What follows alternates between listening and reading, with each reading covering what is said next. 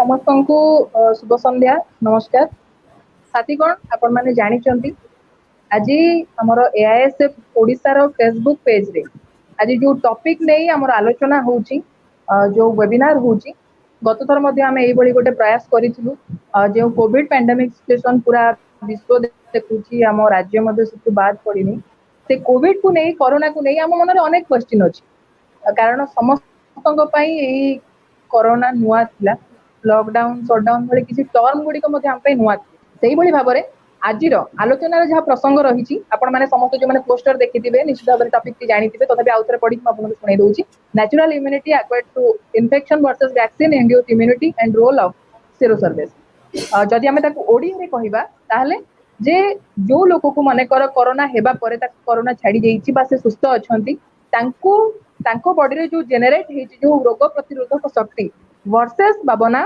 हमें जो वैक्सीन नउचे जो वैक्सीन को कंपलसरी कर दिया जाइछि से वैक्सीन नबार द्वारा आम बॉडी रे जहा इम्यूनिटी बा जो रोग प्रतिरोधक शक्ति जनरेट होउची ता भितर कोन रहिछि पार्थक्य कारण आमे पिला बेले समस्त देखतिबा चिकन पॉक्स प्राय समस्त को हुए चिकन पॉक्स सेते बेले हुए सेते बेले आमे कोनोसी टीका बा मेडिसिन प्राय के नहीं नतांती तेणु एई भली गोटे रोग आसिला कोरोना आमे देखिले आमे जानुचे विभिन्न प्रकार तथ्य आसुची विभिन्न प्रकार कथा आसुची विभिन्न प्रकार प्रश्न उठुची वैक्सीन साइड इफेक्ट देखा जाउची तारी भितरे किछि लोक सुस्थ मध्ये होउछे वैक्सीन रो रिकवर वैक्सीन न नेबा सत्वे मध्ये से माने कोरोना रो रिकवरी करि जाउचंती तेणु आजिरो जहा प्रसंग अछि एवं ता सहित सबुठ बड़ कथा जे सीरो सर्वे रो रोल कोन अछि सीरो सर्वे कोन सीरो सर्वे द्वारा ही आमे कोनोसी गोटे पैंडेमिक सिचुएशन रो आमे गोटे अंदाजा लगेई थाउ जे केते एरिया रो लोकन को हेइची केते जण को अफेक्ट करिथिबो कोन तार आमे केमिति प्लान ऑफ एक्शन कोन हबो ता नै कि जो प्रस्तुति हेइते सीरो सर्वे रो रोल सेही बळी थाए तबे मो सहित हमर एई पेज रे आज जे वेबिनार रे गेस्ट अछंती स्पीकर अछंती तांको नाम भाबुची किछि लोक जानिथिबे निश्चित भाबरे डॉक्टर माया वालेचा मु तांको जते बळे पचारुथिली कि हम आपका डेजिग्नेशन क्या दे तो उन्होंने अपना एक लंबा लिस्ट दे दिया तो हमने सोचा कि हम सिर्फ डॉक्टर माया वालेचा ही रखते हैं दैट इज एनफ तो उन्होंने बहुत सारे काम किए हैं इस पैंडेमिक को लेकर कोरोना को लेकर वैक्सीन को लेकर जो रिसर्च वो कर रहे हैं वो हमारे लिए कर रहे हैं इस देश के लिए कर रहे हैं और मानव समाज के लिए कर रहे हैं तो और इस जो वेबिनार अभी चल रहा है जो उड़ीसा के बाहर जो साथी लोग देख रहे हैं हम उनका भी स्वागत करते हैं और जो टॉपिक भी रखा गया है शायद आप समझ रहे होंगे कि जो प्राकृतिक तरीके से जो इम्यूनिटी पावर आपके अंदर जनरेट हो रहा है वर्सेस जो वैक्सीन दिया जा रहा है उसके वैक्सीन के वजह से जो इम्यूनिटी आपके बॉडी में जनरेट हो रहा है तो उसके बीच में क्या एक डिफरेंस है अगर किसी को एक बार कोरोना होने के बाद वो जिंदा है वो स्वस्थ है तो उसको क्या वैक्सीन की जरूरत है क्यों वैक्सीन को कंपलसरी किया जा रहा है उसके पीछे मकसद क्या है तो ये तमाम सवालों के ऊपर आज डॉक्टर माया वालेचा जी अपनी बात रखेंगे और आप सभी लोग उसके ऊपर क्वेश्चन भी रख सकते हैं और इस वेबिनार को जो मॉडरेट कर रहे हैं वो पिछली बार भी आपने उनको देखा होगा उनकी जो क्वेश्चंस है उनकी जो मॉडरेट करने की जो स्टाइल है जो तरीका है मैं तो उनकी फैन बन चुकी हूँ शायद जो जिन्होंने जो लास्ट टाइम जो वीडियो अगर देखा होगा तो आपको भी शायद अंदाजा लग गया होगा कि वो हमारे प्रोग्रेसिव राइटर्स एसोसिएशन के नेशनल सेक्रेटरी हैं और बहुत अच्छी इंसान है जो सबसे बड़ी बात होनी चाहिए हर इंसान के लिए एक अच्छा इंसान होना तो मैं जितना उनको जानती हूँ पर्सनल तरीके से तो आप लोग भी जान चुके होंगे जो उनकी जो कविता है जो पोएम्स हैं जो लेखा है जो आप लोग जो पढ़े होंगे कुछ फेसबुक पर भी आता है तो आज जो टॉपिक है उसके ऊपर वो भी अपना बात रखेंगे और इस वेबिनार को मॉडरेट करेंगे तो एबे मो ओडिया रे भी कहि दूची जे जो माने चाहुचंती क्वेश्चन पचरिया पे क्वेश्चन रखी परिबे माया वाला जे तार आंसर मध्ये रखिबे तो वर्तमान मो रिक्वेस्ट करूची now I am requesting comrade Vineet Tiwari कि वो इस वेबिनार मॉडरेट करे और डॉक्टर माया वाला जी के बारे में और कुछ तथ्य जो है वो किस तरीके से जो एडवोकेट प्रशांत भूषण जी को किस तरह से उनके रिसर्च का जो तथ्य था उनको दिया गया और किस तरीके से उसका बेनिफिट पूरा देश के लोग ले रहे हैं तो उसके ऊपर भी बात रखें और इस वेबिनार को आगे लेके जाएं over to comrade Vineet Tiwari thank you शुक्रिया संघमित्रा और शुक्रिया एआईएसएफ उड़ीसा के सभी साथी जिन्होंने इतने महत्वपूर्ण विषय पर ये एक तरह से दूसरे भाग को हमने पेंडेमिक के बारे में बात करते हुए पिछली बार डॉक्टर अरुण मित्रा को सुना था, और अब हम उसके एक दूसरे पहलू के बारे में बात करते हुए, वैक्सीन और सीरो सर्वेस के बारे में बात करते हुए, इम्यूनिटी के बारे में बात करते हुए डॉक्टर माया वालेचा को सुनेंगे। डॉक्टर माया वालेचा का परिचय ये है कि वो गुजरात से आती हैं, और वो पीएचडी वाली डॉक्टर नहीं है, वो भी एक मेडिकल डॉक्टर है। उन्होंने 1981 में एमडी किया था गायनेकोलॉजी में, गुजरात से ही, और उसके बाद उन्होंने लगातार प्रैक्टिस भी की, और फिर वो पॉलिटिकल एक्टिविस्ट के रोल में अपने आप को ढालती गई, और अब वो एक डॉक्टर होने के साथ साथ एक पॉलिटिकल एक्टिविस्ट भी मुकम्मल तौर पर हैं। और चूंकि ये पेंडेमिक का मामला है, इसलिए उनकी इस बारे में जो एक्सपर्टीज़ है वो हमारे लिए, हम सब के लिए, पूरे देश के लिए ज़्यादा काम की है, जो जनवादी शक्तियां हैं, जो प्रगतिशील शक्तियां हैं उनके लिए। लेकिन अदरवाइज भी उनके जो काम रहे हैं, उन्होंने सूरत में, बड़ौदा में जो स्लम्स को एविक्ट करने का, स्लम्स को ख़त्म करने का जो सरकार का मुहिम चल रही थी, उसके खिलाफ आंदोलन सक्सेसफुली चलाया, और जब तक कि लोगों को दूसरी जगह पर जगह नहीं दे दी गई, बसा नहीं दिया गया, उनका पुनर्वास नहीं हुआ, तब तक उन्होंने उस आंदोलन को लीड किया और साथ में चलाया। गुजरात में आप सभी जानते हैं कि सांप्रदायिक नरसंहार का एक इतिहास 2002 में बना था, और तब भी वहाँ की तमाम प्रगतिशील, जनवादी और सांप्रदायिकता विरोधी शक्तियों के साथ मिलकर के वो उस आंदोलन का एक महत्वपूर्ण हिस्सा रही थी। और उसके भी पहले 1973 में, ये मैं AISF के सभी साथियों को विशेष रूप से बताना चाहता हूँ कि गुजरात का नवनिर्माण आंदोलन जो था, ये 1973 में स्टूडेंट्स का किया हुआ एक इतना बड़ा मूवमेंट था, जिसने सरकार गिरा दी थी वहां पर, और केंद्र की सरकार को भी संकट में डाल दिया था, इंदिरा गांधी की सरकार को भी। तो ये मूवमेंट के भीतर वो सक्रिय हुई थी, और वहीं से एक तरह से उनका एक्टिव पॉलिटिकल इंटरवेंशन, हस्तक्षेप अपनी जिंदगी के भीतर शुरू हुआ, जो आज तक जारी है। और ये जो राजनीतिक हस्तक्षेप है वो सही वंचित, दमित, शोषित तबके की हकों को उन्हें दिलवाया जा सके, ये उसकी राजनीति है। ये किसी एक पक्ष की, किसी एक पार्टी की राजनीति का सवाल नहीं है, एक विचारधारा की राजनीति है, जिसमें जो दूसरा जो शोषण करने वाला तबका है वो हर आपदा को मौके में बदलने की कोशिश करता है कि उससे कैसे मुनाफा कमाया जाए, और उसके बरक्स एक दूसरा तबका है जो इंसानियत को कायम करने की कोशिश करता है, जो बाजार के मुनाफे के बरक्स इंसानियत के मूल्यों को कायम करने की कोशिश करता है। तो हम सब जो आज यहाँ पर इकट्ठे हैं वो इसी एक मुहिम के तहत इकट्ठे हैं, और ये जो इंसानियत के तहत जो किया जाने वाला काम है, ये कभी कभी दूसरे लोगों को लगता है कि कुछ नारे लगाने से या कुछ पुलिस के डंडे खाने से कंप्लीट हो जाता है। वो कंप्लीट नहीं होता है, क्योंकि उसके साथ साथ जैसे AISF का नारा है कि पढ़ाई लड़ाई साथ साथ, तो बहुत सारा पढ़ना भी पड़ता है, बहुत मेहनत करनी पड़ती है, चीज़ों को ढूंढना पड़ता है। इतने शातिर हैं जो शोषण करने वाले लोग हैं, वो इतने शातिर हैं कि तरह तरह के नए नए शब्द जाल बना करके हमें उलझाने की कोशिश करते हैं। उन शब्दों के भीतर से जाकर के सही अर्थ को निकाल करके लाने की कोशिश हमें करनी पड़ती है। तो हमारे बीच में ऐसे सभी साथियों को जो लड़ाई करते हैं उन्हें पढ़ाई की ज़रूरत है, और जो पढ़ाई करते हैं उन्हें माया की तरह से लड़ने की भी ज़रूरत है। तो फिर से माया का बहुत बहुत स्वागत। मैं इस बारे में आज के इस सिलसिले में ये भी कहना चाहता हूँ कि जिस दिन से पेंडेमिक, ये कोविड-19 का भारत में संक्रमण फैला है, तब से हम लोग माया के संपर्क में लगातार हैं, और माया की और हम सब लोगों की ये साझा बेचैनी रही है कि इस पेंडेमिक, पहली बात तो ये कि ये वाकई पेंडेमिक है कि नहीं है, इसके बारे में एक मेडिकल एक्सपर्ट के तौर पर वो अपनी बात रखेंगे। दूसरी बात ये कि पेंडेमिक से निपटने के लिए आप जानते हैं जिस तरह के तरीके अपनाए गए, जिसमें लॉकडाउन एक तरीका था, जिसमें कहा गया कि भाई भारत जैसे इतने बड़े देश में आप लोगों को घर घर जाकर के समझा तो सकते नहीं है कि सोशल डिस्टेंसिंग करिए, इसलिए यही सबसे मुनासिब है कि लॉकडाउन करके लोगों को घरों में बंद कर दिया जाए। तो वो जो जनता कर्फ्यू और लॉकडाउन किया गया, क्या वो मुनासिब था? क्या उसके दूसरे तरीके हो सकते थे? क्या दूसरे देशों में दूसरे तरीके अपनाए गए? जिन देशों में दूसरे तरीके अपनाए गए, जिन देशों में लॉकडाउन नहीं किया गया, उन देशों के भीतर संक्रमण फैलने की रफ्तार क्या रही, इन सब चीजों पर उन्होंने, माया ने नजर रखी और एक तार्किक बात को एक तर्कशीलता के साथ में प्रस्तुत करने की कोशिश की।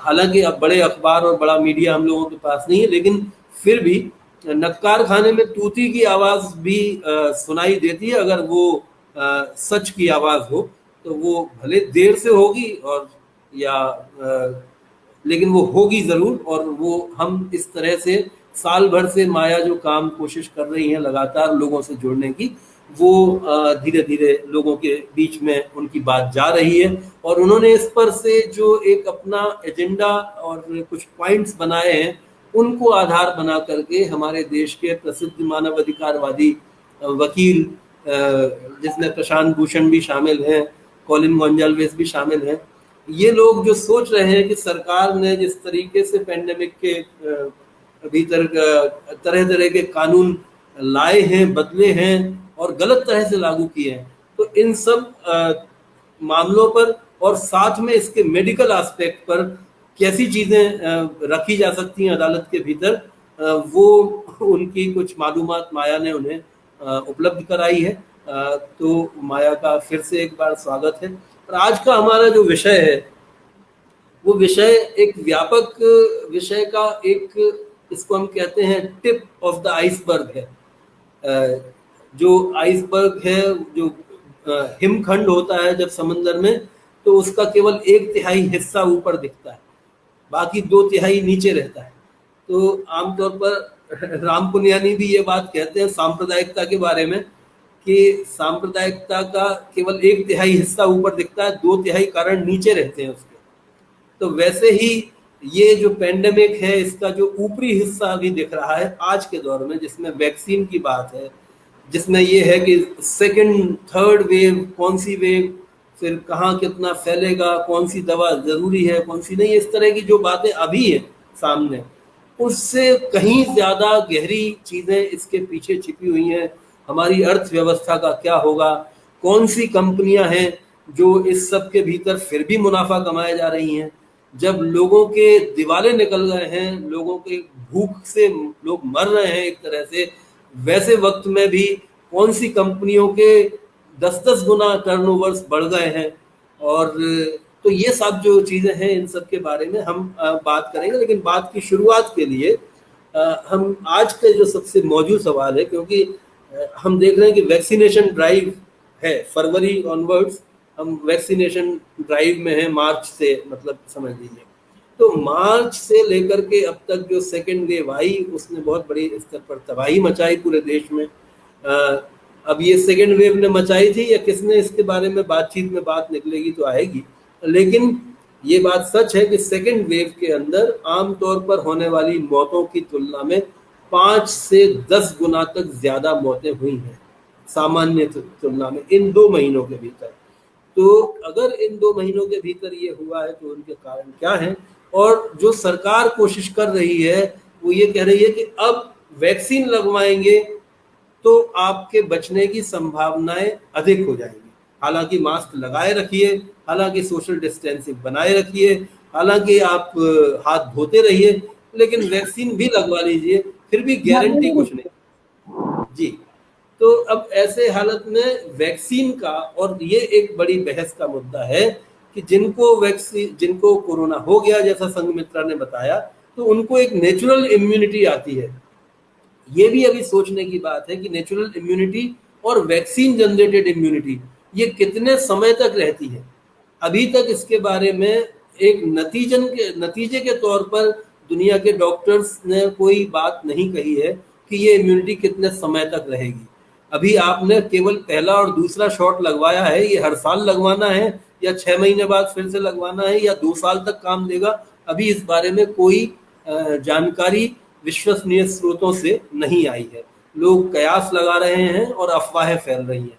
तो ऐसे में मैं माया के सामने ये कोई बात रखता हूँ कि आज का जो हमारा विषय है कि वैक्सीन जनरेटेड इम्यूनिटी और जो रोग प्रतिरोधक क्षमता वायरस से इन्फेक्टेड संक्रमित हो जाने के बाद में हमें हासिल होती है, इन दोनों के भीतर किस तरह के फर्क हैं।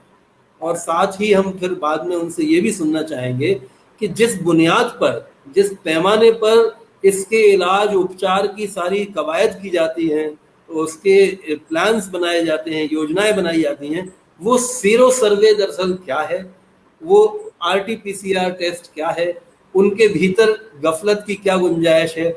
आज ही एक खबर अभी आई है कि उत्तर प्रदेश में जो कुंभ मेले के दौरान आरटीपीसीआर या जो कोविड के टेस्ट हुए थे, वो उनमें आंकड़े फर्जी थे।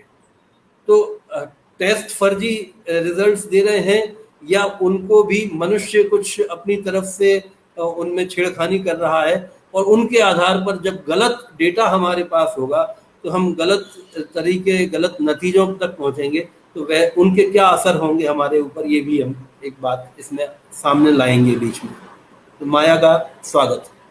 मुझे संघमित्रा और विनीत का सबसे ज्यादा अब आभार तो नहीं मानते हैं, मगर खुशी देने के लिए कि ये जो हमारी समाज परिवर्तन के लिए हमने इतने सालों से समाज को शोषण विहीन बनाने के लिए हम जो प्रयत्न कर रहे हैं, उसको आगे ले जाने के लिए एक नई पीढ़ी जो तैयार हो गई है, उनको मिलने का मुझे मौका मिला है, उससे मुझे सबसे ज्यादा खुशी हो रही है। ये सबसे बड़ी बात है।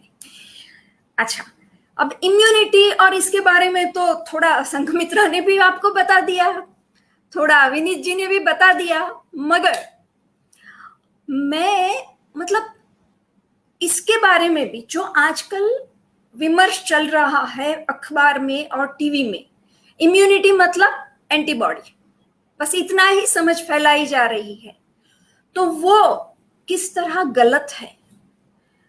तो क्यों हमारे सामने ये सब गलत फैलाया जा रहा है, वो भी तो समझना जरूरी है। और इसके लिए सबसे पहले मैं थोड़ा सा कि लॉकडाउन शुरू हुआ उसके 4 ही दिन में हम किस तरह से अलग अलग खबरें सुनते रहे, और उसमें से हमने ये निष्कर्ष आज का यहाँ तक कैसे पहुंचा कि मैं जो आज कहूंगी आपको लगेगा कि सरकार क्यों ये नहीं कह रही है, मीडिया क्यों ये नहीं कह रहा है। तो सबसे पहले मैं ये बताऊंगी कि जैसे ही लॉकडाउन लगा और उसके 10-15 दिन पहले मैं डॉक्टर होते हुए भी ये सब जो प्रचार चल रहा था उसमें आ गए थे कि हाँ दूर रहना है, हाथ तो नहीं धोए थे, कभी नहीं धोए मैंने, और मास्क पहनना, ये करना है। फिर लॉकडाउन के लगभग चौथे ही दिन से मैं कुछ अलग बात कहूंगी, मगर आप मुझे पूरा भरोसा है कि जो कुछ भी कहूंगी वो आपने कहीं ना कहीं सुना है, एक या दूसरे फॉर्म में, और सबसे ज्यादा हमने चुटकुलों में सुना होगा। जैसे कि नाइट का कर्फ्यू लगता है, हम कई सारे लोग बोलने लगते हैं क्या रात को ही कोरोना घूमने निकल रहा है। जैसे ही इलेक्शन की रैलियां हम देखते हैं, सब बोलते हैं पूरे देश में इलेक्शन लगा दो तो कोरोना एकदम से भाग जाएगा। तो ये चुटकुलों में से पता चलता है कि लोगों को ये जो सरकार कह रही है उसमें पूरा भरोसा तो नहीं ही है। मीडिया पर और सरकार पर हमें तो बिल्कुल भरोसा। आप सोचिए कि हमारे आंदोलनों का मीडिया ने कितना कवर किया है, कितनी हमारी समस्याओं को वो उजागर करते हैं। जब कोई दूसरा मौका नहीं मिलता है तभी वह थोड़ा सा बताते हैं। दूसरी बात, क्या पूरी दुनिया की सरकारें अगर ये इतना सच नहीं है तो कर सकती है? मैं आपको सिर्फ 1-2 उदाहरण दूंगी कि 90 का जो आर्थिक सुधार आया, जिसको हम आर्थिक बिगाड़ कहेंगे, पूरी दुनिया की सरकारें अपने देश में चला रही है। हम पहले से कह रहे हैं, हमने देखा भी कि इतने साल में उसी के ये कहा जाने वाला आर्थिक सुधार से हमारी हालत और खराब हो रही है, बेरोजगारी बढ़ रही है, गरीब और गरीब हो रहे हैं, अमीर और गरीब अमीर हो रहे हैं। फिर भी दुनिया भर की सरकारें ये करती हैं। तो ये तो हमारा हक है कि हम सरकार जो कहें या मीडिया जो कहे उसको थोड़ा दूसरा पहलू देख के फिर बाद में सोचें। अच्छा, संघमित्रा ने जर्नलिज्म किया है। मैं उनसे पूछूं कि जर्नलिज्म का, वैसे डेमोक्रेसी का और विज्ञान का भी यही तरीका होता है कि दोनों तरफ की बातें सुनी जाए, मगर ये पिछले 1-1.25 साल में हमने क्या देखा? पूरे मीडिया में पेंडेमिक की सिर्फ एक ही पहलू दिखा रहे हैं, सिर्फ डराना, ये करो, बहुत भयंकर है कोरोना। जबकि मैं आपको उदाहरण दूंगी, और वो भी कोई ऐसे वैसे नहीं, जिनको ये पेंडेमिक के पहले उनके नाम आप विकिपीडिया में जाके भी, मतलब उनके जो है उसमें भी देख सकते हैं कि ऐसे ऐसे एक्सपर्ट ने मार्च के महीने से ही कहना शुरू कर दिया था कि ये कोई अलग वायरस नहीं है। इस दुनिया में पहले भी कोरोना वायरस आ चुके हैं।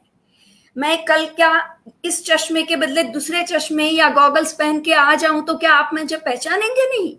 तो ये उसी तरह, तो उसी समय से फिर भी उसका नाम भी novel corona virus, deadly corona virus बना दिया। हर जगह आप यही सुनेंगे। तो पहले ही हफ्ते से, और यहां अंधेरा हो गया है मगर मेरा तो चलेगा, तो पहले ही हफ्ते से जो दुनिया भर के मतलब टॉप 10 में गिने जाने वाले एपिडेमियोलॉजिस्ट, बड़े इम्यूनोलॉजिस्ट कह रहे हैं कि ये नहीं है ऐसा। फिर किसी ने बताना, जो मौत थी तो वो भी बताना शुरू किया। मैं शुरू में नहीं मानती थी, मैं सच्ची में बता देती हूँ, मैं शुरू में नहीं माना, मगर जैसे ही आंकड़े आते गए तो उन्होंने बताया कि अमेरिका में हर साल इतने लोग मरते हैं इस सीजन में, इन्फ्लुएंजा लाइक इलनेस कहते थे उसे। उसी तरह दूसरे देशों का मैं मानने वाली नहीं थी। मैंने फिर 5 साल के, पिछले 10 साल के आंकड़े निकालना शुरू किया, तो हाँ भाई, इन्फ्लुएंजा लाइक इलनेस में उन देशों में जितने ये बता रहे थे उतने मौतें हो ही रही थी। हाँ, किसी ने लिखा है विश्वरूप चौधरी, यस, मैंने उन्हीं की वीडियो पहले सुनी थी और मैं नहीं मानती थी, मगर मैंने अपने आप उसी तरह जो भी डॉक्टर्स के नाम आते थे, एक्सपर्ट्स के नाम आते थे, उनको फिर से मैंने सर्च करना शुरू किया कि क्या सच है, जो हमारा मीडिया कह रहा है ये सच है या ये सच है। तो उस तरह पता करते करते तो उसी लिटरेचर में आते गया। मैं डॉक्टर हूं, मगर शायद विनीत जी की जो बात पता थी वो मुझे नहीं थी कि स्वाइन फ्लू का आज से 12 साल पहले जो ऐसा ही एक हवा खड़ा किया था, उसमें यूरोप और अमेरिका ज्यादा वो हवा में आ गए थे, हमारे देश में थोड़ा उनको लाइटली लिया था, फिर भी यहां तक वैक्सीन तो आ गया था। और उसके बाद थोड़े ही महीनों में पता चला कि ये कोई इतना भयंकर वायरस नहीं है, और जो वैक्सीन हड़बड़ी में लाके दी गई, उस वैक्सीन से यूरोप में कितने सारे 1500 से ज्यादा युवाओं को नार्कोलेप्सी, वो दिमाग की काफी गंभीर बीमारी है, वो हुई, और डॉक्टर्स ने खुद वो वैक्सीन देना बंद कर दिया। आप ये सोचिए कि 56 डेथ हुई अमेरिका में, और वैक्सीन देना जब बंद हुआ था, आज हजारों डेथ्स हो रही हैं, क्योंकि ये 12 साल में ये जो पूरा खड़ा करने वाले लोग हैं उन्होंने ज्यादा तैयारी कर ली है। आपको पता है हमारे देश में कौन है? क्रिटिक्स कुछ भी कहते रहे, कोई जवाब नहीं देना, आप जो करते हो वो करते रहो। सबको पता है ना कैसा कौन कर रहा है, ठीक है? तो ऐसा अब दुनिया के काफी सारे सत्ता वाले और कॉरपोरेट जगत ये सीख गए हैं। ये स्वाइन फ्लू की एक बात बताई, उसके ऊपर एक पूरी यूरोपियन पार्लियामेंट्री कमेटी बैठी, उसमें पूरा रिपोर्ट बनाया कि WHO ने पूरी फार्मास्यूटिकल कंपनी के प्रेशर में, दबाव में आकर ये पूरा स्वाइन फ्लू का हवा खड़ा किया था, और पूरा इंडिकेट किया WHO को, यहां तक के रिपोर्ट। तो उस कमेटी का जो मेन पर्सन था डॉक्टर वोल्फगांग वोडांग, जर्मनी के, उन्होंने भी ये जैसे ही कोरोना का आया, एक डॉक्टर सुचारित बाकड़ी है, एक अमेरिका के डॉक्टर जॉन आयोनिडिस है, ऐसे तीसरे काफी, उन्होंने पहले दिन से शुरू कर दिया था कहना, क्योंकि वो कमेटी का लीड उन्होंने किया था। जो स्वाइन फ्लू की कमेटी है वो डॉक्टर वोल्फगांग वोडांग ने किया था। तो उन्होंने पहले ही दिन से। तो ये आवाजें, हम जानते हैं कि पूंजीवाद अपनी घोर खुद खोदता है। तो ये जो पूरा सोशल मीडिया खड़ा किया है, उसके कारण आज के जमाने में ये बातें इतनी छुपी रह नहीं सकती जितना हम चाहें। और जैसे ये बॉक्स में आता जाएगा, सबको ये पता है, मगर क्या है कि ये जो जिक्सो है उसके पीस एक साथ रख के उसको एक पूरा पिक्चर बना के और चुटकुलों से बाहर निकाल के ज्यादा लोगों को, क्योंकि जैसा विनीत जी ने बताया, ये अब चुटकुलों का सवाल नहीं रहा है। रात को कोरोना फैलेगा नहीं फैलेगा, ये सब, ये हमारी जिंदगी और मौत का सवाल बन गया है। कितने लोग इन्होंने जैसे बताया कि ये एक नैरेटिव के कारण कि वेदर लॉकडाउन से हो सकता है कोरोना फैलना, पहले तो कोरोना की गंभीरता क्या है ये हम समझे, बाद में आता है ना ये सब, तो कि उसको कंटेन करना जरूरी है कि नहीं है। तो ये हम 2020 की बात करते हैं। तो इन्होंने बोलना शुरू किया। उसके बाद सबसे पहले मई के महीने में, अप्रैल में बोलना शुरू हो गया था, मई के महीने में आरटीपीसीआर टेस्ट पर सबसे पहले सवाल उठना शुरू हो गया। स्विट्जरलैंड के वायरोलॉजिस्ट ने बताया कि ये जो आरटीपीसीआर टेस्ट है वो सिर्फ पूरा वायरस बताता ही नहीं है, वो एक वायरस का टुकड़ा बताता है, मतलब मरा हुआ एक टुकड़ा ये डिटेक्ट करता है। और ये बाद में, मतलब उसी दिन हमारे इंडियन मेडिकल एसोसिएशन के डॉक्टर के अग्रवाल, जो एक्चुअली अभी मर गए, 2 डोज वैक्सीन के लेकर कोरोना होकर वो मर गए, उन्होंने सबसे पहले अपने देश में कहा कि ये टेस्ट, उन्होंने बताया कि उसके लिए और आगे जांच करनी चाहिए, और उसकी फिर तो आगे चलने लगी कि ये टेस्ट ही गलत है, कितनी हद तक सही है, कितनी हद तक कैसे गलत है। पहले तो ये जो टेस्ट जिसने ढूंढा था उसने कहा था कि ये डायग्नोस्टिक टेस्ट नहीं है, इससे आप डायग्नोसिस नहीं कर सकते। आज भी अमेरिका की जो सबसे बड़ी संस्था CDC, डिसीज कंट्रोल की, सेंटर फॉर डिसीज कंट्रोल, उसने अपनी वेबसाइट पे तो यही लिखा है कि आपका अगर आरटीपीसीआर पॉजिटिव आता है तो ये पक्का नहीं है कि आपको कोविड-19 ही हुआ है, या आपका मतलब कि आपको जो बुखार आ रहा है या आपको कुछ भी हो रहा है वो उसी से हो रहा है। ये एक बात हुई। WHO ने अभी जनवरी में, पूरा जब 1 साल चला गया, तब बोला कि इसकी साइकिल की वैल्यू थोड़ी देख लेनी चाहिए। तो पूरा साल क्या आप सो रहे थे? इसके मतलब कितना बार ये साइकिल घुमा के आप उसको ढूंढो, उसकी वैल्यू जब 35 से ऊपर होती है तो वो कुछ भी, मतलब 100% गलत है। 25 से ऊपर उसकी गलती आना शुरू हो जाती है। और हमारे देश में अभी भी सरकार ने बोला नहीं, हम 35 तक तो जाएंगे ही। तो मतलब जो टेस्ट ये पॉजिटिव आया, आज 4 लाख हुए, आज 10,000 हुए, जो भी आप आंकड़े सुन रहे हो, इसमें क्या सच्चाई है? ये पहले तो ये टुकड़ा भी ढूंढता है, मतलब आपको हुआ था 1 महीने पहले और आज आपको बोल रहे हैं, तो उसमें मतलब पूरा केस की फिर कौन सी साइकिल से कर रहे हैं। इससे भी आगे आया, यूरोप के कई डॉक्टर्स ने इसका पूरा रिव्यू किया, तो उसमें आया कि ये सिर्फ कोविड-19 ही नहीं, पिछले कोरोना वायरस, फ्लू के वायरस, बाकी भी कई सारे चीजें अगर नाक में है तो ये पॉजिटिव दिखा सकता है। अब आप एक टेस्ट को, आपको तो पहले कोरोना वायरस कई बार आके फ्लू होके चला गया है, आपको कुछ हुआ नहीं है, और ये टेस्ट इतने सब में पॉजिटिव दिखा रहा है, फिर भी आप उसको ही मान के पूरा का पूरा आंकड़ा दिखा के पूरे देश को डरा रहे हैं। कितने लोगों, आप अगर पॉजिटिव आए तो 14 दिन अंदर चले गए हैं, जेल ही है वो, अंदर चले गए का उसका मतलब होता है जेल, मगर ये जेल से भी खराब है, आपको भय फैला रहे हैं। तो ये सारा,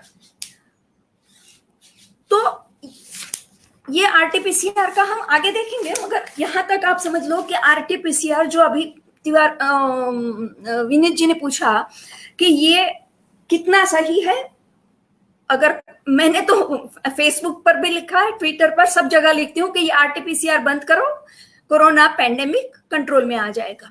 क्योंकि अच्छा, इसका ये जो बड़े बड़े एक्सपर्ट कह रहे थे, 1 साल बीत गया, कौन सच्चा साबित हुआ, कौन झूठा साबित हुआ?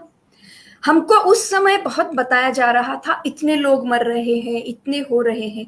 हमको ये भी नहीं पता था कि 1400 लोग तो हमारे देश में एक दिन में 1400 लोग ट्यूबरक्लोसिस से मर रहे हैं।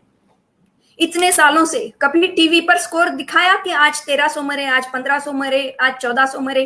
नहीं। फिर ये क्यों? इसको 300 होते थे तब भी से 300 से भी कम होते थे तब से हमको डराना शुरू कर दिया था।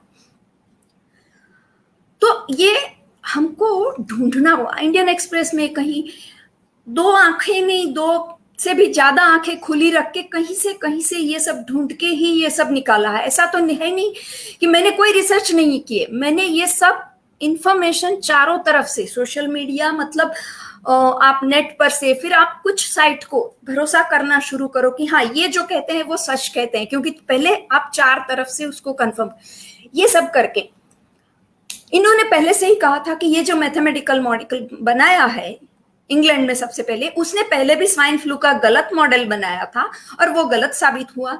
फिर भी उसी नील फर्गुसन के मॉडल पर जाकर इन्होंने, तो जॉन आयोडिनिस ने पहली बार कहा, अब हम सीरो सर्वे और इम्यूनिटी पर आते हैं, कि जब किसी भी रोग की केस, मतलब इन्होंने इतने लोगों को पॉजिटिव टेस्ट पाया, उसमें से मरने वाले 5 से जब कम हो, तो इसका मतलब ये है कि इनमें सच्ची में कितने लोग मर रहे हैं ये जानने के लिए सीरो सर्वे करना पड़ता है।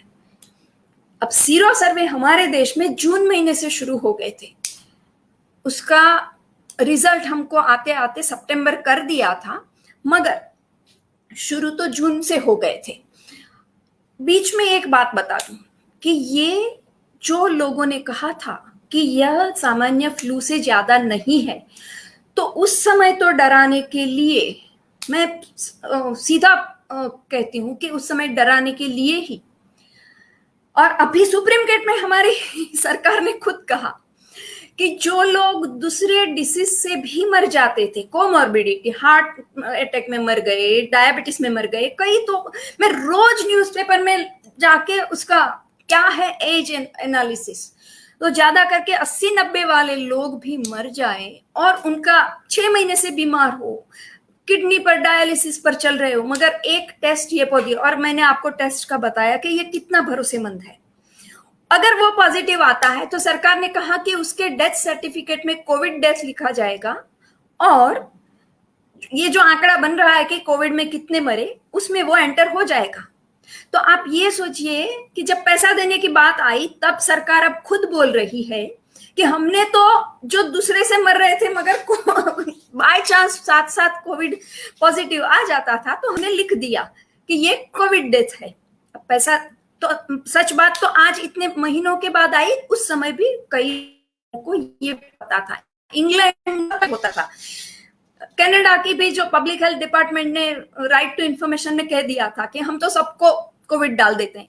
यहां तक कि आप गन शॉट से मरे हो, अमेरिका में ये भी हुआ था, क्योंकि एक मेयर चौंक गई थी कि ये गन शॉट से मरे आदमी का अगर टेस्ट पॉजिटिव आया तो उसको कोविड डेथ में गिन लिया था।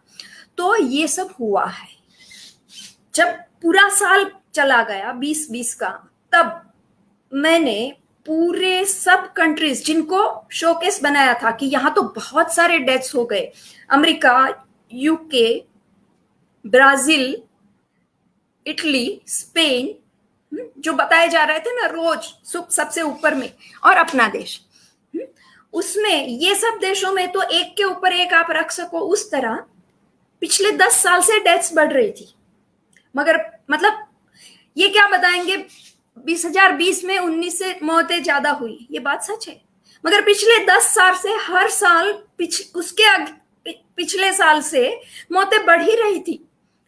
हकीकत में ये हुआ है इन सभी देशों में कि 2020 में वो जो ज्यादा हुई वो 2019 में 18 से जो ज्यादा हुई थी उससे कम है। मतलब ये कैसी महामारी कि जो रेट मृत्यु का बढ़ रहा था वो उतना नहीं बढ़ा और कम बढ़ा। हमारे देश में 20,000 मतलब 2019 के में 2018 से जितनी मौतें बढ़ी थी उतनी मौतें 2020 में 2019 से ज्यादा नहीं बढ़ी। तो जो एक्सपर्ट्स कह रहे थे कि ये एक सामान्य फ्लू है और हर साल जितने मरते हैं ऐसे फ्लू में उतने ही मरेंगे, ये बात सच साबित हो गई। और जो लेबल लगाया था वो हमको बोलने के आज तो मतलब सुप्रीम कोर्ट में सरकार ने खुद बोल दिया है, तो मुझे ज्यादा कहने की जरूरत नहीं कि लेबल किसी को भी, ये एक टेस्ट पॉजिटिव से दूसरे रीजन से मरे वालों को भी लग गया था। तो अब आता है कि आपको पहले दिन से ये पता था कैसे, जैसे ही लॉकडाउन डिक्लेयर हुआ आपने भीड़ पर भीड़ देखी, लोग गांव मतलब शहर छोड़ के अपने गांव जाना शुरू हो गए। वहां ना सोशल डिस्टेंसिंग था, न काफी सारी जगह न मास्क था। जहां फूड बिकता था वहां भी हम रोज फोटो आते थे कि कैसे केले फेंके जाते हैं और लोग उसको लेने के लिए भूख, क्योंकि रोज का रोज कमाने खाने वाले क्या करेंगे। अच्छा, जो माइग्रेंट्स शहर से गांव में गए उनको वहां एक रूम में क्वारंटाइन में वो कितना मास्क, कोई डिस्टेंसिंग का तो सवाल ही नहीं। अच्छा, हमारी झोपड़पट्टियों में शहरों में कोई डिस्टेंसिंग हो सकती है क्या? क्योंकि एक अगर टैप है, नल है पानी का 10 घर के बीच में 15 घर के बीच में, वो उसको तो घर से बाहर आना ही है। अगर टॉयलेट ब्लॉक अगर 500 झोपड़े के बीच में है धारावी में, तो वहां तो उनको बाहर आना ही है। और ऐसी सब आपने माइग्रेंट्स में किसको कोरोना से मरते देखा? किसी को नहीं। और उसी समय 4 जून को मैंने पहली ईमेल विनीत जी को लिखी कि ये कुछ मुझे गड़बड़ लगता है, आपको क्या लगता है? उन्होंने बोला मैं भी ऐसा ही सोच रहा हूँ। और बहुत कम लोग इस तरह, मतलब इतना जो दिखता है, उसके बाद भी आप देखिए किसान रैली इतने दिनों से चल रही है, दिल्ली के एकदम पास में है, वो दिल्ली में दिखा रहे हैं कि कोरोना बढ़ रहा है, वहां कुछ नहीं हो रहा है। इलेक्शन रैलियों में कुछ नहीं हो रहा है, उसके बाद जैसे इलेक्शन खत्म होता है फिर से कोरोना खड़ा हो जाता है।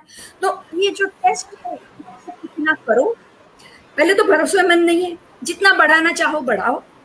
उस तरह से पूरा मैनिपुलेट तो हुआ ही है। ये इससे साबित होता है कि 2020 में टोटल मृत्यु, एक हमारे देश में हम बोलेंगे तो कहेंगे कि हमारे तो आंकड़े उतने विश्वसनीय नहीं होते, मगर डॉक्टर राव एक है साउथ के, उन्होंने कहा कि पिछले सालों में हमारे आंकड़े उतने विश्वसनीय नहीं होते थे, मगर अब कॉन्शियसनेस इतनी बढ़ गई है कि हमारे देश में कोई भी मृत्यु होता है तो तुरंत लोग चौकन्ना हो जाते हैं और ये आंकड़े अब विश्वसनीय होना शुरू हो गए हैं। तो ये नहीं बढ़े हैं। 2020 तक हम अब बात करते हैं। विनीत जी ने पूछा है कि ये दूसरी वेव तीसरी, उसकी बात हम करेंगे। उसके पहले मैं अब मेन विषय इम्यूनिटी और सीरो सर्वे का थोड़ा समझा। इम्यूनिटी हाँ, इस बात को संक्षेप में थोड़ा सा जल्दी खत्म करेंगे ताकि दूसरे और मुद्दों पर हम लोग आएंगे। सवाल भी कुछ आए हैं तो इसको आप इस इशू को ये मेन अभी मैंने आपको इसका बैकग्राउंड बताया कि ये सरकार या मीडिया जो कहे हमें नहीं, हमें अपनी रिसर्च से आगे बढ़ना पड़ेगा। तो इम्यूनिटी मतलब एंटीबॉडी समझाया जा रहा है, ये सच बात नहीं है। सबसे पहली तो इनेट इम्यूनिटी कि आपको, हम तीनों को अगर कोरोना लगेगा हम तीनों को नहीं होगा। कुछ लोगों में सबसे पहले तो इनेट मतलब आपकी स्किन, आपके नाक की, आपके मुंह की जो मेम्ब्रेन्स है वो सीधा ही उसको निकाल देगी। तो उन लोगों में तो ना टेस्ट पॉजिटिव आएगा ना एंटीबॉडी आएगी, फिर भी वो इम्यून है। ठीक है।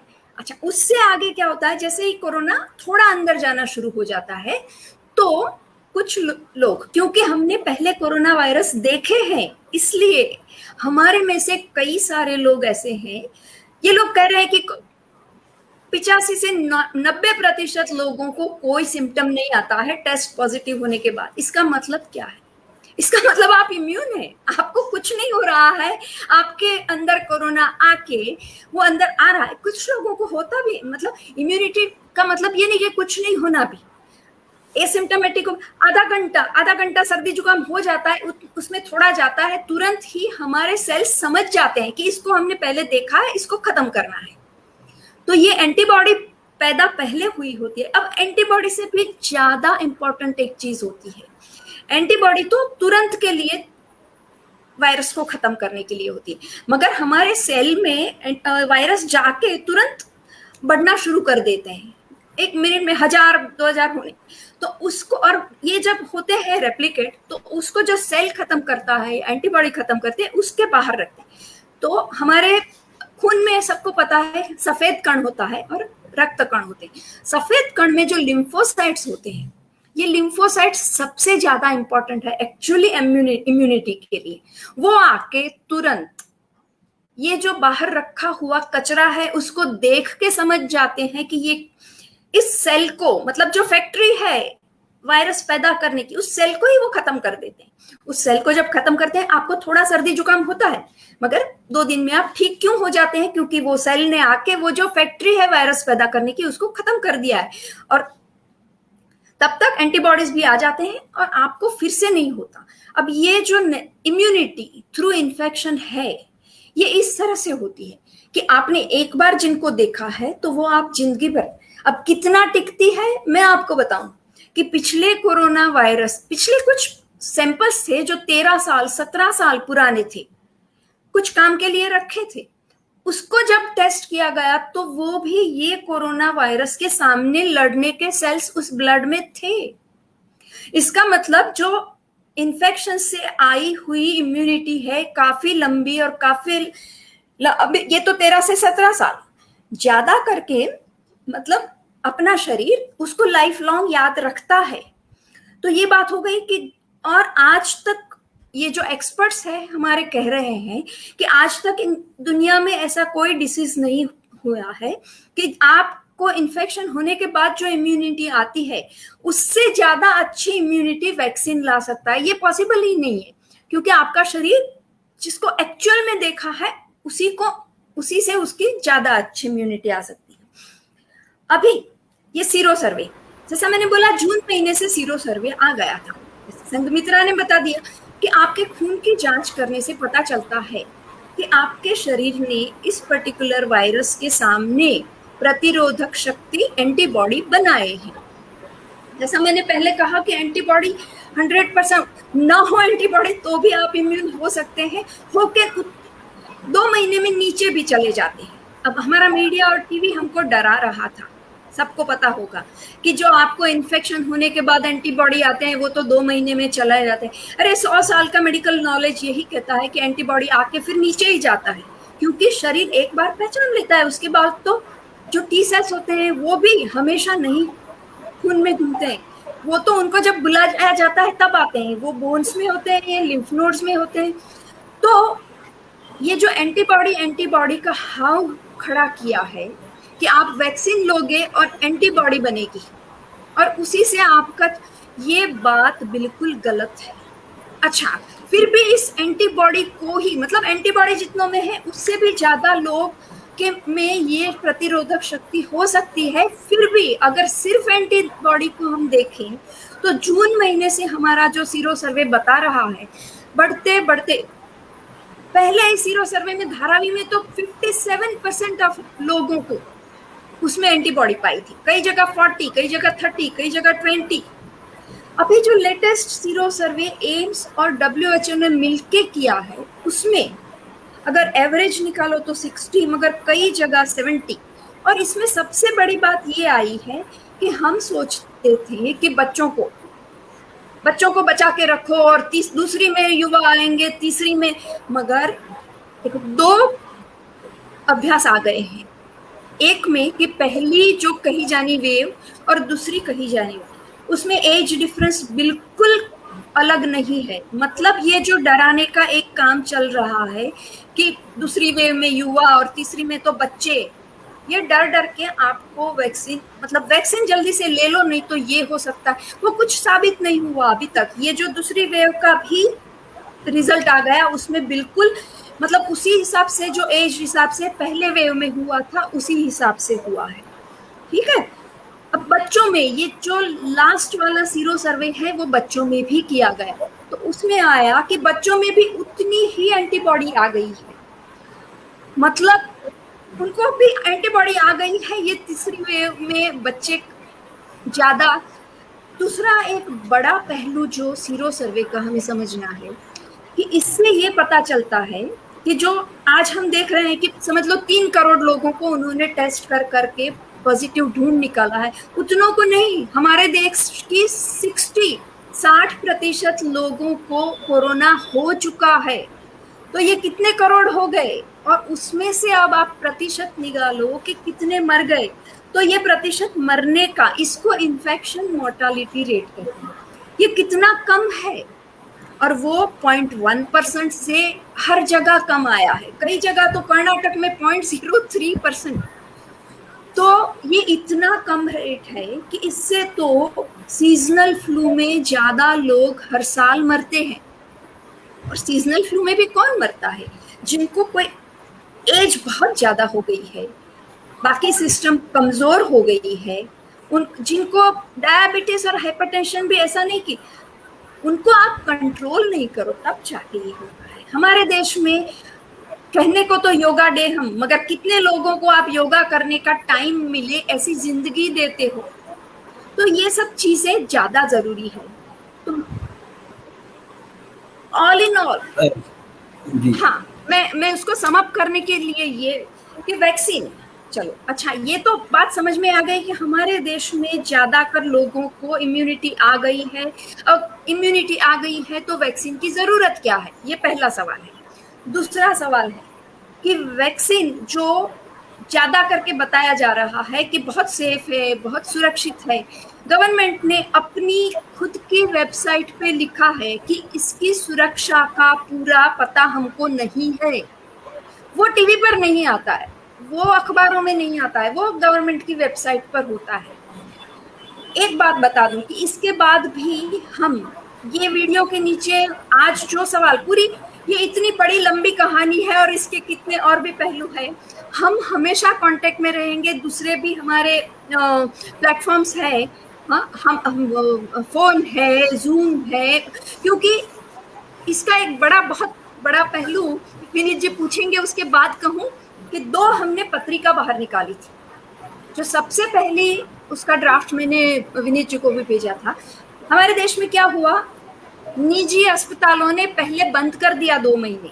किसने पूरा बोझ उठाया? सरकारी व्यवस्था ने। तो हमारी सरकारी व्यवस्था, जिसको 90 के दशक से हम कोई पैसा नहीं दे रहे हैं, उसने पूरा बोझ उठाया। इतनी सक्षम तो है आज भी। उसके बाद जब खुला निजी अस्पताल तो उन्होंने लूटना शुरू किया। उसी समय हमारा ग्रुप है एक, और हमने मिलके पूरा एक नेशनलाइजेशन ऑफ हेल्थ केयर, क्योंकि हमारे देश की आज की पहली जरूरत ये है। सिर्फ कोरोना के पहले नहीं, उसके पहले भी हम लूटते आते थे। हम सरकारी अस्पताल में उतनी सुविधा नहीं पा रहे थे। वो तो प्रॉब्लम तो था ही, मगर अब ये और उजागर हुआ है। इस ड्राफ्ट का और 2-3 हमने जो छोटी वीडियो बनाई है उसका हमने 4 लैंग्वेज, इंडियन लैंग्वेज में, तमिल, तेलुगु, बंगाली, हिंदी, इतनी लैंग्वेज में अवेलेबल, इंग्लिश तो है ही, और अब मैं आशा करती हूँ कि उसका ट्रांसलेशन उड़िया में भी हो जाएगा। और भी स्टेट में से जो सुन रहे हैं, और इस ड्राफ्ट को हम और सब लोग मिलके और इम्प्रूव करें, इस डिमांड को और आगे ज्यादा करें, तभी ये जो आज पूरा चला है, आप समझिए कि ये जो पूरा कोरोना का वैक्सीन देने का, ये फार्मास्यूटिकल कंपनी का एक तो है ही मोटिव कि आराम से, और ये सालों से चल रहा है। दूसरी कितनी सारी वैक्सीन है, इतने कम टाइम में मैं नहीं बता पाऊंगी, जो बिना जरूरत के सरकार को बेच दी जाती है, और हमको बिना जरूरत के, शरीर खराब ही होता है ना जब आप बिना जरूरत के कुछ लो तो इस वैक्सीन की भी, जो मैं अपने आसपास, मैं ये बात कि रिपोर्ट करने का, अगर आपको कुछ होता है वैक्सीन, हमारे डॉक्टर्स इतने, मतलब ये हवा में सब आ गए कि वैक्सीन से हुआ, ये सुनने समझने के लिए तैयार नहीं, तो ज्यादा करके वो इसको निग्लेक्ट करते हैं। मेरे आसपास मैंने 5 लोगों को मरते देखा। तो एक सिस्टम ये भी नहीं हमारे देश में कि वैक्सीन के 28 दिन में अगर कोई मरता है तो उसका पोस्टमार्टम करके सच्चा, बेंगलोर में एक व्यक्ति ने किया कि नहीं, मेरी वाइफ का तो पोस्टमार्टम करो ही करो, तब जाके ये बाहर आता है कि वो कोरोना से नहीं, वो तो किसी और चीज से मरी। इसी तरह अगर जिनके घर में मर जाते हैं वो तो उस समय उतने वो हालत में नहीं होते हैं कि वो बोले कि नहीं पोस्टमार्टम करो। और मगर सरकार को, हमको तो डिमांड करें, सरकार को रूल बनाना पड़ेगा, हमको ये डिमांड उठानी पड़ेगी कि वैक्सीन के बाद कुछ भी होता है तो उसके रिपोर्टिंग की एक अच्छी व्यवस्था बना। 28 दिन में अगर कोई मरता है तो उसकी कंपलसरी जांच होनी चाहिए। डॉक्टर नहीं बोल दे कि ये तो अल्कोहलिक था इसलिए मर गया, ये तो ऐसा था डायबिटिक था इसलिए मर गया, इसको तो हाइपरटेंशन। अरे भाई इतने साल से तो वो जिंदा था, वैक्सीन लिया और उसी के महीने में वो कैसे मर गया? ठीक है। और मैंने यहाँ कुछ लोगों की खून की जांच करा के देखा है कि उनमें ब्लड क्लॉटिंग के जो सब्सटेंस डी डाइमर्स होते हैं वो बढ़े हैं, फिर तुरंत दवाइयां शुरू करवाई है। मगर जो डॉक्टर उनकी दवा कर रहे थे उनके दिमाग में ये बात नहीं आई थी कि इसको इतना सरदर्द हो रहा है तो क्यों हो रहा है। तो ये एक हमारी डिमांड का होना चाहिए। आगे हम ये नेशनलाइजेशन के लिए हमेशा मिलते रहेंगे। और कुछ सवाल? जी, काफ़ी सवाल भी हैं आपकी बात से, काफ़ी लोग जो सुन रहे हैं वो सहमत भी हैं और आपके प्रयासों की सराहना भी कर रहे हैं। लेकिन साथ में ये बात भी है कि एक साथी ने कहा है कि आप इसको काफ़ी अंडरमाइन कर रही हैं, जो पैंडेमिक है इसका जो भयावहता है उसको आप काफ़ी कम करके आंक रही हैं। और उसके पक्ष में उनका तर्क ये है कि इस बरस 2 महीनों में जितनी मौतें हुई हैं उनको अनयूजुअल कहा जाएगा। वो 2020 के या 2019 के आंकड़ों के साथ उसकी तुलना नहीं की जा सकती। और उसी से जुड़ा हुआ हमारे साथी शशिकांत कुमार जी ने भी एक बात कही है कि क्या ये न्यू वेरिएंट या न्यू वर्जन जो है वो वैक्सीनेशन की वजह से आया है? क्या ऐसा ठोक बजा करके हम कह सकने की स्थिति में है?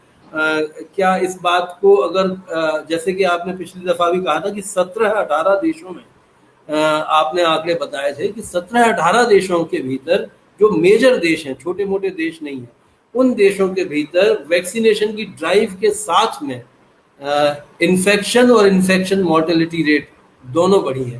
तो इसका कोई कनेक्शन क्या ग्लोबल लेवल पर डॉक्टर्स ने, फिजिशियंस ने माना है? और अगर इस बात को इग्नोर किया जा रहा है तो उसके पीछे क्या वजह हो सकती है? आपको क्या वजह लगती है उसके पीछे? इस बात के साथ में अगर आप इसको भी ले रहे कि देखिए कितने सारे वैक्सीन बन रहे हैं अलग अलग देशों के भीतर। चीन का वैक्सीन आज अखबार में आया है कि 90 देशों ने इनकार कर दिया चीनी वैक्सीन को मान्यता देने से। रूस के बारे में 2 दिन पहले के अखबार में खबर थी कि रूसी लोग अपने देश का वैक्सीन नहीं लेना चाहते, स्पुतनिक। अब भारत जैसे देश में जिसमें ये मान करके चला जाता है कि जो चीज़ विदेशी होगी वो ज़्यादा अच्छी होगी, इसलिए हो सकता है कि यहाँ पर कोवैक्सीन ना लेकर के लोग कोविशील्ड यानी एस्ट्राजेनेका और वो लेना चाह रहे हो। यहाँ तक कि यही नहीं, और मैं इस बारे में आपके विचार जानना चाहूँगा और अपने साथियों को भी इस बारे में स्पष्टता लानी चाहिए कि लैटिन अमेरिका के भीतर, और आज से ही नहीं, हम सब जानते हैं कि क्यूबा का जो हेल्थ केयर सिस्टम है और वो बिल्कुल जनवादी तौर तरीके से बनाया गया, और वहाँ पर भी वो क्यूबा वैक्सीनेशन के मामलों में क्यूबा का एक बहुत अच्छा नाम दुनिया में है। वहाँ पर भी 5 वैक्सीन्स बनाए जा रहे हैं जिनमें से 3 अपने फाइनल ट्रायल के दौर में थे आखिरी बार जब मैंने खबर पढ़ी थी। अब शायद वो हो सकता है कि फाइनलाइज हो गया हो, तो वो भी बना रहा है। एक तरफ हम अगर ये कहें कि ये 2020 में ये पेंडेमिक जैसी सिचुएशन थी ही नहीं, हम इसे नॉर्मल फ्लू की तरह से ही इसे मानना चाहिए था। जो एक्सपर्ट्स थे दुनिया के वो कह रहे थे कि इसे आप पेंडेमिक की तरह से मत देखिए। दूसरी तरफ हम ये देखते हैं कि जैसे ही, और दुनिया के 300-400 देशों की सरकारें तुरंत एक तरह से ये कैसे मान सकती हैं कि ये पेंडेमिक है, including countries governed ruled by pro people governments. there are few, but there are still some countries which consider their population also guinea pig की तरह ही नहीं इस्तेमाल किया जाता। तो अगर वो केवल फ्लू था तो इन सब देशों ने क्यों ये मान लिया कि पेंडेमिक है और पेंडेमिक मान करके ही उसके टीकाकरण की दिशा में आगे बढ़ा जाए? अगर वो पेंडेमिक नहीं था तो फिर ये दूसरी वेव जो आई है, और जिसे हम अगर एक इस थ्योरी को हम कुछ थोड़ा सा भी सपोर्ट करें कि ये वैक्सीनेशन की वजह से आ सकती है, तो इसकी क्या वजह हो सकती है कि सारी दुनिया की सरकारें अपने मुल्कों के लोगों को वैक्सीन दे दे करके खत्म करना चाहेंगी? अगर ऐसा पहले दिन ही पता चलता कि वैक्सीन से ये असर हो रहे हैं तो उसे तुरंत विड्रॉ किया जाता। जैसे साउथ अफ्रीका से अभी 1 मिलियन वैक्सीन जो सीरम इंस्टीट्यूट ने भारत से भेजे थे कोविशील्ड के, वो उन्होंने वापस लौटा दिए कि भाई हमारी जनता के लिए ये वाला आपका वैक्सीन कारगर नहीं है, तो सीरम इंस्टीट्यूट को पैसे लौटाने पड़े उन्हें और उन्हें वापस लेने पड़े। तो अगर साउथ अफ्रीका की सरकार ये कर सकती है, अगर अमेरिका की सरकार ये कर सकती है, अगर सऊदी अरब की सरकार ये कर सकती है कि हम इस वैक्सीन को मान्यता नहीं देंगे, तो क्या ये वैक्सीन को मान्यता देना ना देना केवल राजनीतिक रूप से संचालित है या इसके पीछे कुछ वैज्ञानिक, कुछ तार्किक आधार भी मौजूद है? ये आपस में गुथे हुए सवाल हैं। जरूरी नहीं है जैसा आपने कहा कि हम आज यहाँ पर सारे सवालों के हल ढूंढ लें, लेकिन अगर हम आज की बातचीत में कुछ और साथियों को इन उत्सुकताओं से भर सकें कि ये सवाल हैं, तो भी हमारी बातचीत को हम सफल मानेंगे। लेकिन आपके विचार इस बारे में जानना चाहेंगे। अच्छा, सरकारें या WHO ने क्यों ऐसा किया, इसका मैं थोड़ा, एक तो मैंने बताया कि स्वाइन फ्लू की जब कमेटी बैठी तब उसने बताया, खुले शब्दों में बताया कि WHO फार्मास्यूटिकल कंपनी के दबाव में आकर ये सब किया। ठीक है,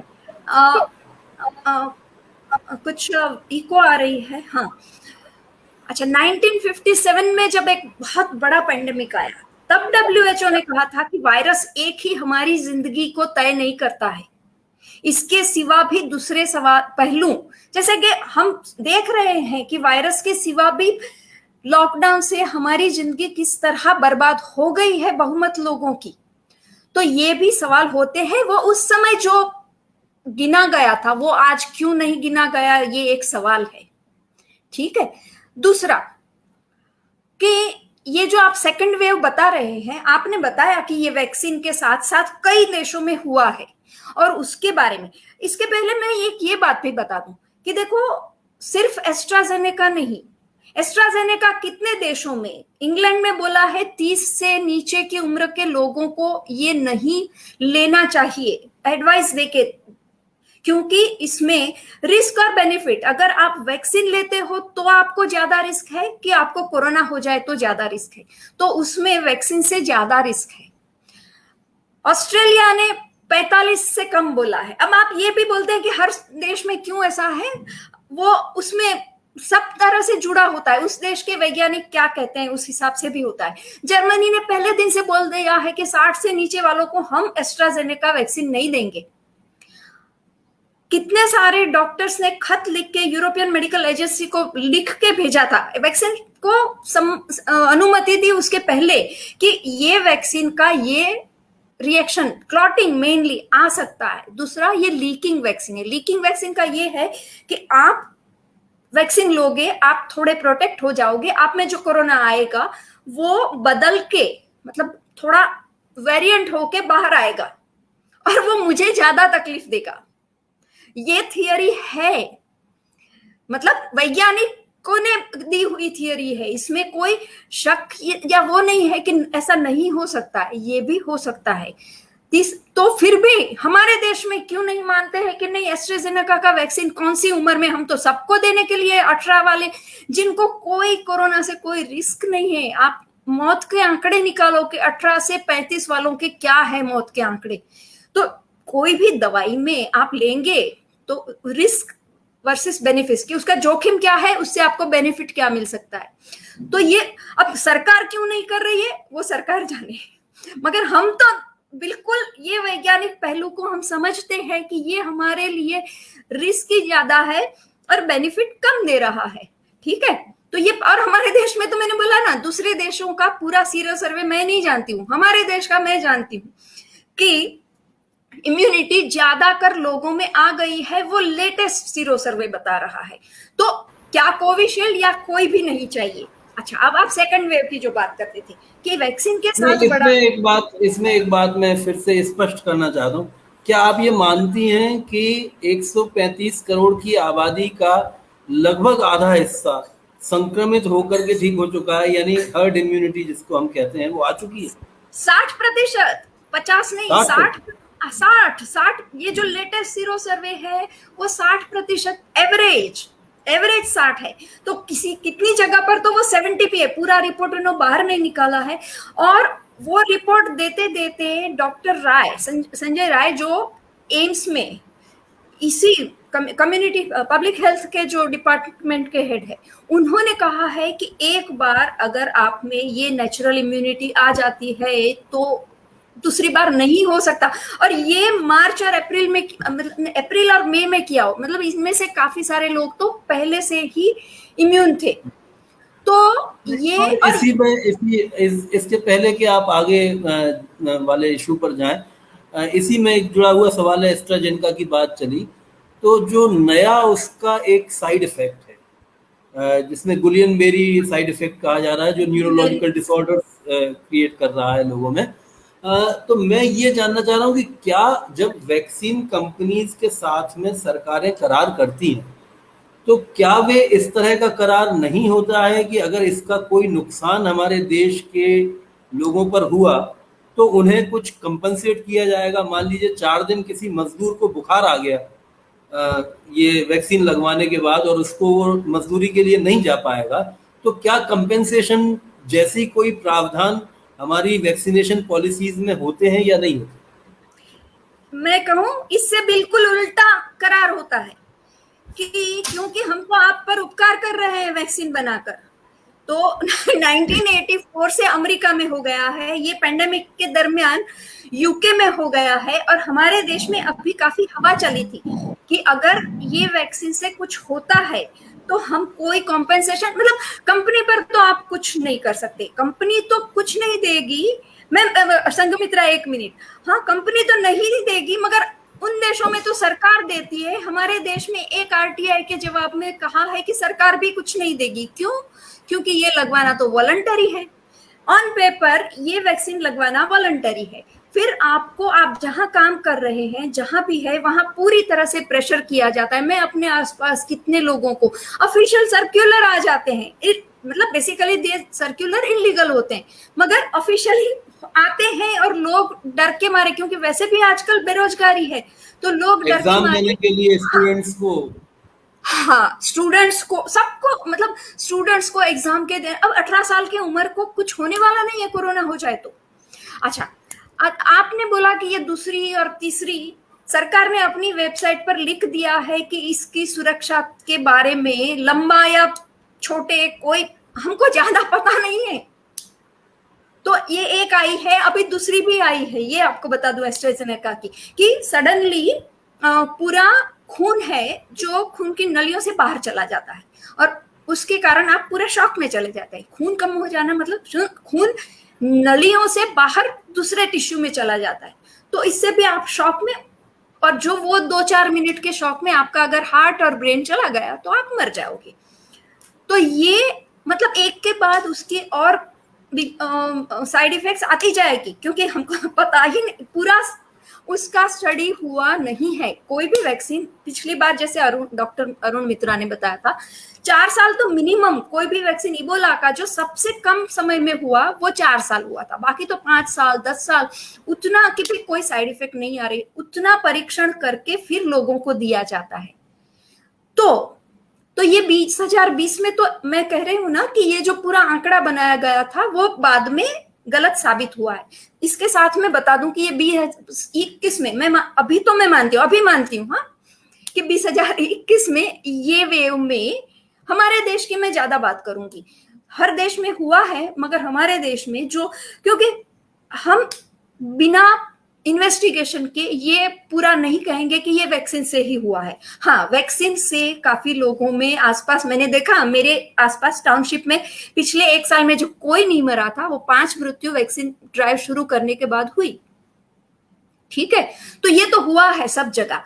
मगर एट द सेम टाइम मैं बताऊं कि ये जो मार्च अप्रैल का महीना होता है, आपको छोटी सी बात हमको पता है कि होली के बाद हमको वो चना, परमल, खजूर खाने को क्यों बोला जाता था? क्योंकि उस समय गले की बीमारियां ज्यादा होती है। तो ये हमारे देश का सीजन ही है कि उस समय सांस की बीमारी बढ़ती है। पूरा साल हमने क्या किया? आप देखो, ए सोशलाइजेशन, अगर आप सोशल एक्टिविटी नहीं करेंगे, लोगों से मिलना जुलना, सब त्योहार, कुछ भी पार्टी, ये वो सब बंद करा दिया, मंदिर जाना रोज सुबह की कहीं गार्डन में जाना, सब चीजों में सोशलाइज, उससे इम्यूनिटी बढ़ती है। भय से, इनसिक्योरिटी से इम्यूनिटी कम होती है। सनलाइट से, फ्रेश एयर से इम्यूनिटी बढ़ती है। ये सब तो लोगों ने, मतलब ये स्टडी करने जैसी बात नहीं। तो पूरे साल में मैं ये भी मानती हूँ कि हमारे देश के लोगों की इम्यूनिटी कम हुई है। तो ये जो हमारा नॉर्मल साइकिल था, अप्रैल मई में ज्यादा सांस की बीमारियां होना, वो थोड़ा और बड़ा होगा। एक ये है। दूसरा बताऊं, दूसरा वेव करके उसका जो हाव पैदा किया। पहले वेव में भी खबर आई थी, आप सबने पढ़ी होगी, कि वेंटिलेटर जरूरत से ज्यादा यूज करके ज्यादा मौतें हुई है। प्लाज्मा पहले 2 करके, फिर बाद में बोला नहीं मत दो। रेमडेसिविर पहले 2 फिर बोला नहीं। और ये दूसरे वेव में तो मतलब डॉक्टर्स खुद इतने घबरा गए हैं। मैंने एक पेशेंट को 11 दवाई देते, 100, उसका टेम्परेचर कितना था? 100 था, उसको 11 दवाई का प्रिस्क्रिप्शन था। एक को ट्विटर पर किसी ने रखा था 25 दवाई आप लो तो कैसे लो? ठीक है, तो ओवर मेडिकेशन में भी इंसान खराब हालत हो सकती है, मर सकता है, कुछ भी। ऑक्सीजन आज आया, मैं पहले दिन से रोज जो न्यूज़पेपर में फोटो आते थे ना, उसी से पता चलता था कि ये जरूरत से ज्यादा लोग ऑक्सीजन होर्ड भी किया है, वो तो अलग बात है, मगर जरूरत से ज्यादा पेशेंट मेरा ऑक्सीजन चालू कर दो। ये ऑक्सीमीटर क्या आप संपूर्णतया रिलायबल होते हैं? इतने मास प्रोडक्शन हो गया, पूरा कैलिब्रेशन नहीं हुआ होता है, और ऐसे बैठा है बंदा और उसको ऑक्सीजन चल रहा है। जरूरत से ज्यादा अगर आप ऑक्सीजन दो तो भी सांस चढ़ती है, वो समझेंगे कि इसको और बढ़ रहा है और ऑक्सीजन देंगे, और ये विशेष। तो बहुत मिसमैनेजमेंट हुई है। आपको मैंने कितने दिनों तो मैं ट्विटर और फेसबुक पर रखती भी हूँ, रिकॉर्ड है कि लोगों को जरूरत से, और आज आ गया न्यूज में भी कि आईआईटी कानपुर ने स्टडी किया, तो यूपी का किया है, पूरे देश का करे तो वहीं भी वही निकलेगा कि जरूरत से 52 में से 10 हॉस्पिटल ऑक्सीजन जरूरत से ज्यादा और बिन जरूरत नहीं हो ऐसे पेशेंट में दे रहे थे, और वो दिखता था। अगर हम नहीं, आंखें खुली रखना बहुत जरूरी है। रोज फोटो आते थे न्यूज़पेपर में, ठीक है। तो ये हुई। अच्छा, और वेरिएंट की मैं बात बता, तो सेकंड वेव के कई रीजन हो सकते हैं, उसके लिए थोड़ा इन्वेस्टिगेशन ज्यादा जरूरी है। और फिर भी मैं कहूंगी कि पूरा साल खत्म होने दो। 2020 में भी यही लगा था कि बहुत सारी मौतें हुई है, पूरा साल खत्म होने दो, total death during a year जो होती है वो बढ़ेगी, तब मैं पूरी तरह से मानूंगी कि हाँ डेथ बढ़ी है। और ये जो सीजनल वेव्स आते हैं ना, उसमें भी जैसे खेती में कैसा होता है, ये साल थोड़ा अच्छा रहा, ये साल थोड़ा बुरा रहा, कुछ साल खराब आते हैं कि खराब, ये साल फ्लू का खराब निकला, ये बहुत सारे लोगों को बहुत ज्यादा हुए फ्लू। अब वेरिएंट की बात मैं आखिर में बता दूं कि वेरिएंट में अभी तक ये वेरिएंट संघमित्रा कुछ पूछना चाह रहे हैं। संघमित्रा बोलो। नहीं कॉमरेड, मैं बस वही जो आपने बोला कि वैक्सीन देकर के गवर्नमेंट ये सोच रहे कि हम हमारे ऊपर उपकार कर रहे हैं। तो हमारे स्टेट में अभी पोस्टर को लेकर कि वैक्सीनेशन सेंटर में किस गवर्नमेंट का पोस्टर लगेगा, उसके ऊपर पॉलिटिक्स अभी हमारे स्टेट में चल रहा है। बीजेपी वाले आए, स्टेट गवर्नमेंट के सारे पोस्टर फाड़ दिए कि ये तो मोदी जी का टीका है और मोदी जी दे रहे हैं तो उनका पोस्टर लगेगा भाई। तो बस यही ऐड करना था। और जो चीज आपने रखा और कॉमरेड विनीत ने भी पूछा, जो स्टूडेंट का जो अभी वैक्सीन लेना कंपलसरी कर दिया कि वो एग्जाम अपियर नहीं कर सकते हैं, तो ये जो सारी चीजें जो आपने बोली है आपको इसका भी क्या हो सकता है? बिल्कुल। हाँ, देखिए, एक और आज किसी ने आज पूछा हाँ है नहीं, माया। कुछ कुछ केसेस में जीत होना शुरू हो गई है।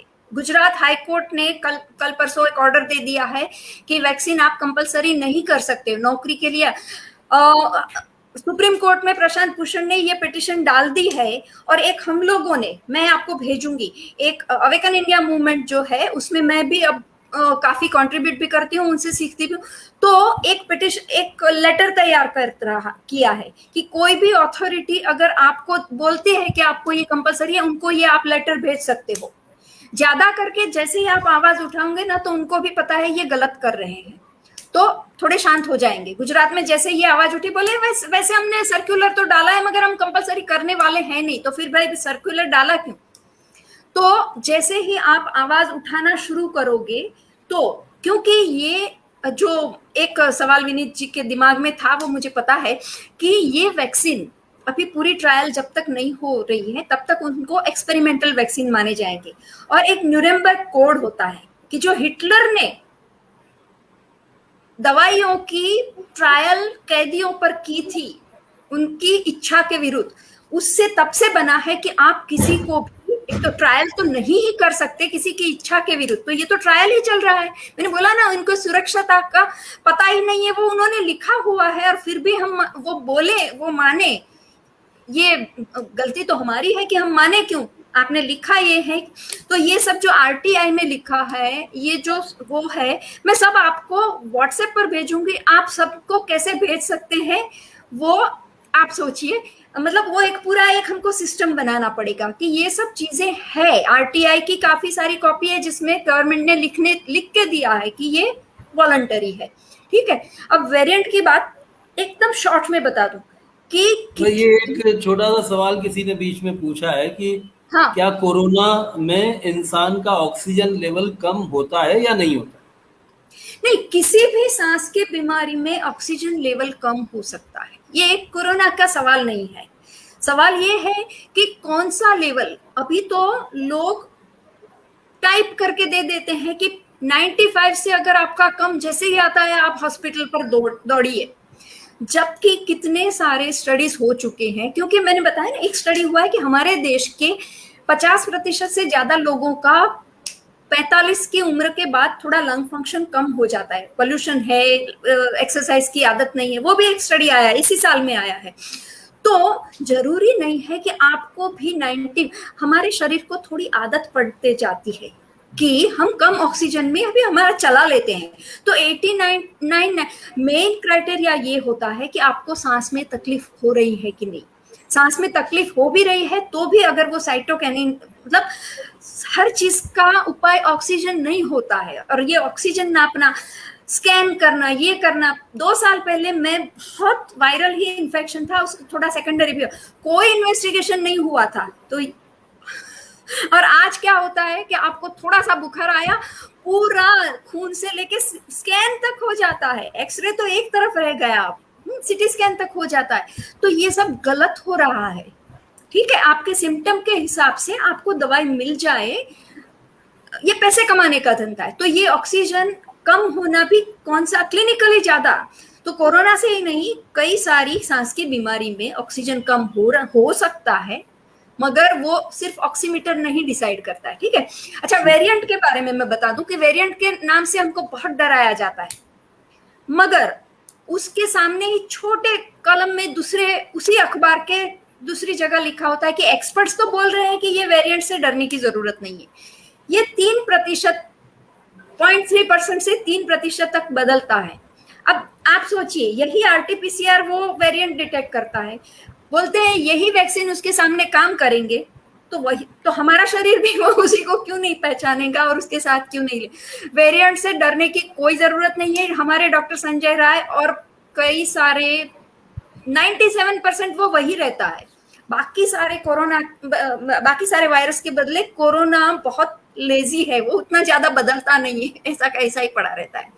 तो वेरिएंट का डर। और एक लास्ट बात बता दूं, एक ब्रिटेन में एक स्टडी हुआ, तो जो वैक्सीनेटेड लोगों को वेरिएंट वाला कोरोना लगा, तो उनमें ज्यादा हॉस्पिटलाइजेशन हुआ, जबकि जो अनवैक्सीनेटेड थे उनमें वेरिएंट मिलने पर भी उनको कम सिम्टम आए, उनका हॉस्पिटलाइजेशन कम हुआ, डेथ रेट कम हुआ। ये अभी कल का ही मैंने ट्विटर और फेसबुक दोनों पर डाला है। तो ये वेरिएंट से मत डरे। और लास्ट एक बात बता दो विनीत जी, कि आपने पूछा कि क्यूबा क्यों कर रहा है जहां मतलब जनवादी सरकार है। वो मैं किसी क्यूबा के एक्सपर्ट से बात करे बिना नहीं बता सकती कि ये क्यों ऐसा कर रहे हैं, ठीक है। मैं जैसे एक उसमें डॉक्टर सुशारित भाकड़ी जो बहुत बड़े इम्यूनोलॉजिस्ट ने, उन्हें बोला कि डॉक्टर फॉकी ये करे, तो कि उनको बुलाओ मेरे सामने और आमने सामने मैं एक बार बात करूं, फिर वो क्या कह रहे हैं और मैं क्या रहा हूं आप सुनो। और तो उसी तरह अभी उनके देश की क्या रणनीति है मैं नहीं बता सकती, मगर हमको पता है हमारे देश में इम्यूनिटी आ गई है।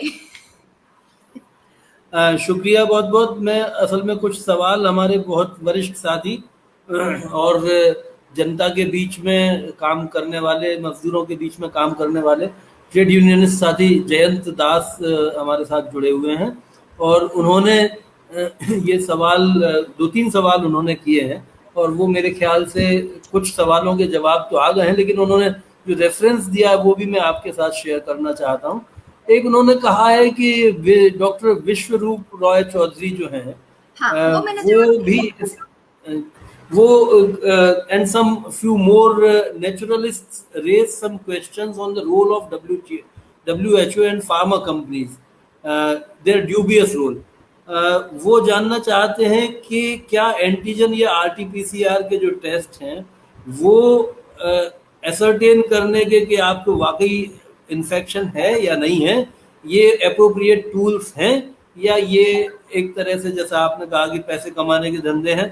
और तो ये सवाल का जवाब तो उनका आपकी बातचीत में आ गया है। दूसरी बात उन्होंने कही है हमारी सरकार को लेकर के कि our government and corporate media are terrorizing people in the interest of corporates, and so-called COVID protocol has made public health unreachable to common people. Doctors are not using stethoscope, they are not using blood pressure measuring tools, doctors are not observing pulse of the patient. Is there any clandestine role of the so-called COVID protocol? I think ये भी डर का ही एक माहौल है, क्योंकि जिस तरह का डर पैदा हुआ उसमें डॉक्टर्स भी डरे हैं, डॉक्टर्स भी विक्टिमाइज हो रहे हैं, और कई डॉक्टर्स भी मरे हैं। ये बात भी हम याद रखते हैं कि उनकी मौत में भी डर का भी एक रोल हो सकता है, उनकी अपनी बीमारियों का भी रोल हो सकता है, उनके एक्सर्ट करने का भी रोल हो सकता है। और जी हाँ, आप सोचो ये पीपीई किट पहन के 8 घंटे काम करना, कोई काम करना होता है, आप आधे तो उसी में मर जाओगे। मैं पूरी तरह मैं ये जैसे मैं ऑक्सीजन कह रही थी आज सामने आया, उसी तरह ये पीपीई किट में काम करके मरने वाले कितने होंगे। कुछ लोग तो जो अलग साथ में बीमारियां होती थी उसके कारण भी मरे हो सकते हैं, वो अलग है, मगर डॉक्टरों को। और एक बात हुई है जो मैंने देखा है, शुरू में तो बहुत आया था कि जूनियर डॉक्टर को आगे धकेल दिया था, और वो ये पीपीई किट में जरूरत से ज्यादा घंटे तक रहे। और ये तो हड़ताल पर भी गए हैं जूनियर डॉक्टर्स, मध्य प्रदेश में भी हड़ताल पर गए और कई जगहों पर। हाँ, क्योंकि मतलब सीनियर डॉक्टर्स ने अपने को बचाने के लिए इनको आगे धकेल, बहुत कुछ हुआ है इनके बीच में भी। तो आप कहते हैं उस तरह डर, शुरू में तो देखिए निजी अस्पतालों ने जैसे लूटने का धंधा मिल गया ऐसा सोचा, आज तक वो चल भी रहा है। कितने लोगों की 5-5 करोड़ की लोन ली हुई 1 साल में खत्म हो गई है, ये भी हुआ है, मगर उसका उनको भी खामियाजा इस तरह भुगतना पड़ा कि वैक्सीन के बाद भी मरे हुए डॉक्टर्स हैं। मगर मैंने बोला ना कि उनको कोरोना में मर गए या इसमें मर गए या उसमें मर गए करके लेबल दूसरे भी लगाए गए हैं। आज ही माया एक और खबर भी है जिसमें ये कहा गया है कि जो आपने न्यूरेमबर्ग कोड की बात की थी, कि न्यूरेमबर्ग कोड में ये है कि जब तक वो ग्लोबल वेलफेयर के लिए, ग्लोबल कॉमन वेलफेयर के लिए ना हो, तब तक आप किसी दवा को या किसी वैक्सीनेशन को कंपलसरी नहीं कर सकते, इम्पोज नहीं कर सकते हैं उसको लोगों के ऊपर। तो आज ये डिमांड की गई है, देयर इज अ न्यूज़ कि इसे ग्लोबल कॉमन गुड के लिए डिक्लेयर किया जाए वैक्सीनेशन को। तो उससे फिर आपको लगवाना एक तरह की, आप न्यूरेमबर्ग कोड से भी आपसे छीन लिए जाएंगे वो अधिकार। तो ऐसे हालात में हम ये सीरो सर्वेज और ये सारे रिजल्ट्स हैं, और मैं उम्मीद करता हूं कि जो डॉक्टर्स कम्युनिटी है जो साइंटिफिक तरीके से सोचते हैं, there are doctors who don't think scientifically, there are scientist who don't think scientifically. तो वो एक अलग तरह की बात है, लेकिन जो जो साइंटिफिक तरीके से सोचने वाली कम्युनिटी है, वो इस बारे में जो सवाल आज हमारे सामने आए हैं, हम कतई ये नहीं कह रहे हैं कि हम वैक्सीन के खिलाफ हैं, हम कतई ये भी नहीं कह रहे हैं कि कोरोना वायरस नाम की कोई चीज नहीं होती है, लेकिन ये उसमें एक बात तो जिसे सब मानने को तैयार हैं वो ये है कि कोरोना वायरस को उसकी ताकत से कई गुना ज्यादा ताकतवर बनाया मिसमैनेजमेंट ने। जितने उसकी औकात थी उससे कई गुना ज्यादा उसे ताकतवर बनाने में हमारा मिसमैनेजमेंट एक तो प्रभावी रहा है, और दूसरी बात यह है कि जो प्रॉफिटियरिंग के मार्केट सिस्टम के अंदर हर चीज को प्रॉफिट के नजर से देखने का जो रवैया है, उसमें मेडिकल फैसिलिटीज, जैसे हम पिछली बार भी बात किए थे, ये एक इंसान की बुनियादी सुविधा है। और अगर इंसान सभ्यता में शामिल हो गया, मतलब अगर वो सिविलाइजेशन के भीतर आ गया है, अगर वो प्रिमिटिव एरा छोड़ दिया है उसने, और अगर वो सिविलाइज्ड हो रहा है, तो एजुकेशन और एम्प्लॉयमेंट भी उसकी बुनियादी जरूरत है, जो कि स्टेट एपरेटस बनाया इसलिए जाता है, स्टेट की जरूरत ही इसलिए होती है कि स्टेट इन चीजों को ठीक तरीके से लोगों को मुहैया कराए। तो मेरे ख्याल से हम फिर से उसी जगह पर आए हैं कि नेशनलाइजेशन के जो डिमांड है हमारी, उसे हम कितने पुरअसर तरीके से, और केवल चिकित्सा की सुविधाएं ही नहीं, जो बाकी की सुविधाएं हैं जिनमें रोजगार और शिक्षा बहुत महत्वपूर्ण तरह से शामिल है, इन्हें हम एकीकृत रूप से कैसे उठा सकते हैं, इसे भी देखने की जरूरत है। माया, आप कुछ कह रही हैं? हाँ, दो बात, मतलब एक ही बात कहूं कि बीच में सवाल आया था कि हाँ ये डॉक्टर विश्वरूप चौधरी ऐसी, मतलब इंडिया में सिर्फ मैं नहीं हूँ, हमने पहले दिन से ये एक मेरे इंडिपेंडेंट, मगर अब जैसे पिछले 2 महीने से मैं काफी सारे लोगों के संपर्क में आई हूँ, जैसे ये प्रशांत भूषण ने जो केस लगा रहे हैं, कोलिन गोंजाल्वेस, जो तो दूसरे कई सारे ग्रुप्स है जो ये कोरोना का पूरा पैंडेमिक क्या है उसको समझ के उसके सामने लड़ने के लिए आगे आए हैं, ये तो है। मगर जो विनीत जी ने कहा कि नेशनलाइजेशन, क्योंकि इसका आप ये कहो कि इस बार आप समझ लो ये पूरा पर्दाफाश करने में कामयाब रहे, वैक्सीन सब कुछ, बस फिर क्या, फिर वही निजी व्यवस्था, फिर वही चलता रहेगा। तो ये जैसे स्वाइन फ्लू के बाद ये और तैयारियां करके और दूसरा कुछ नया लेके आ सकते हैं हमारे। इसके साथ साथ ये जो राष्ट्रीयकरण का मुद्दा है, ये हमारे सिवा और कोई नहीं उठाएगा, ये हमें समझना पड़ेगा। कोरोना के पर्दाफाश के साथ साथ मैं 2 बात बता दूं कि 2 पत्रिका जो बाहर हमने भरूच में बांटी थी, हम भरूच में इसलिए भरूच में बांटी थी, तो उसमें राष्ट्रीयकरण, आधी पत्रिका पूरी राष्ट्रीयकरण पर थी और आधी पत्रिका पूरा कोरोना की। ये कुछ उस समय अक्टूबर में हमने बोला था कि ये कुछ करने की जरूरत नहीं है। अभी मार्च में, क्योंकि देखिए आप, यूनिसेफ ने बोल दिया है कि शैक्षणिक संस्थाएं, स्कूल्स, कॉलेज बंद करने की कोई जरूरत नहीं है।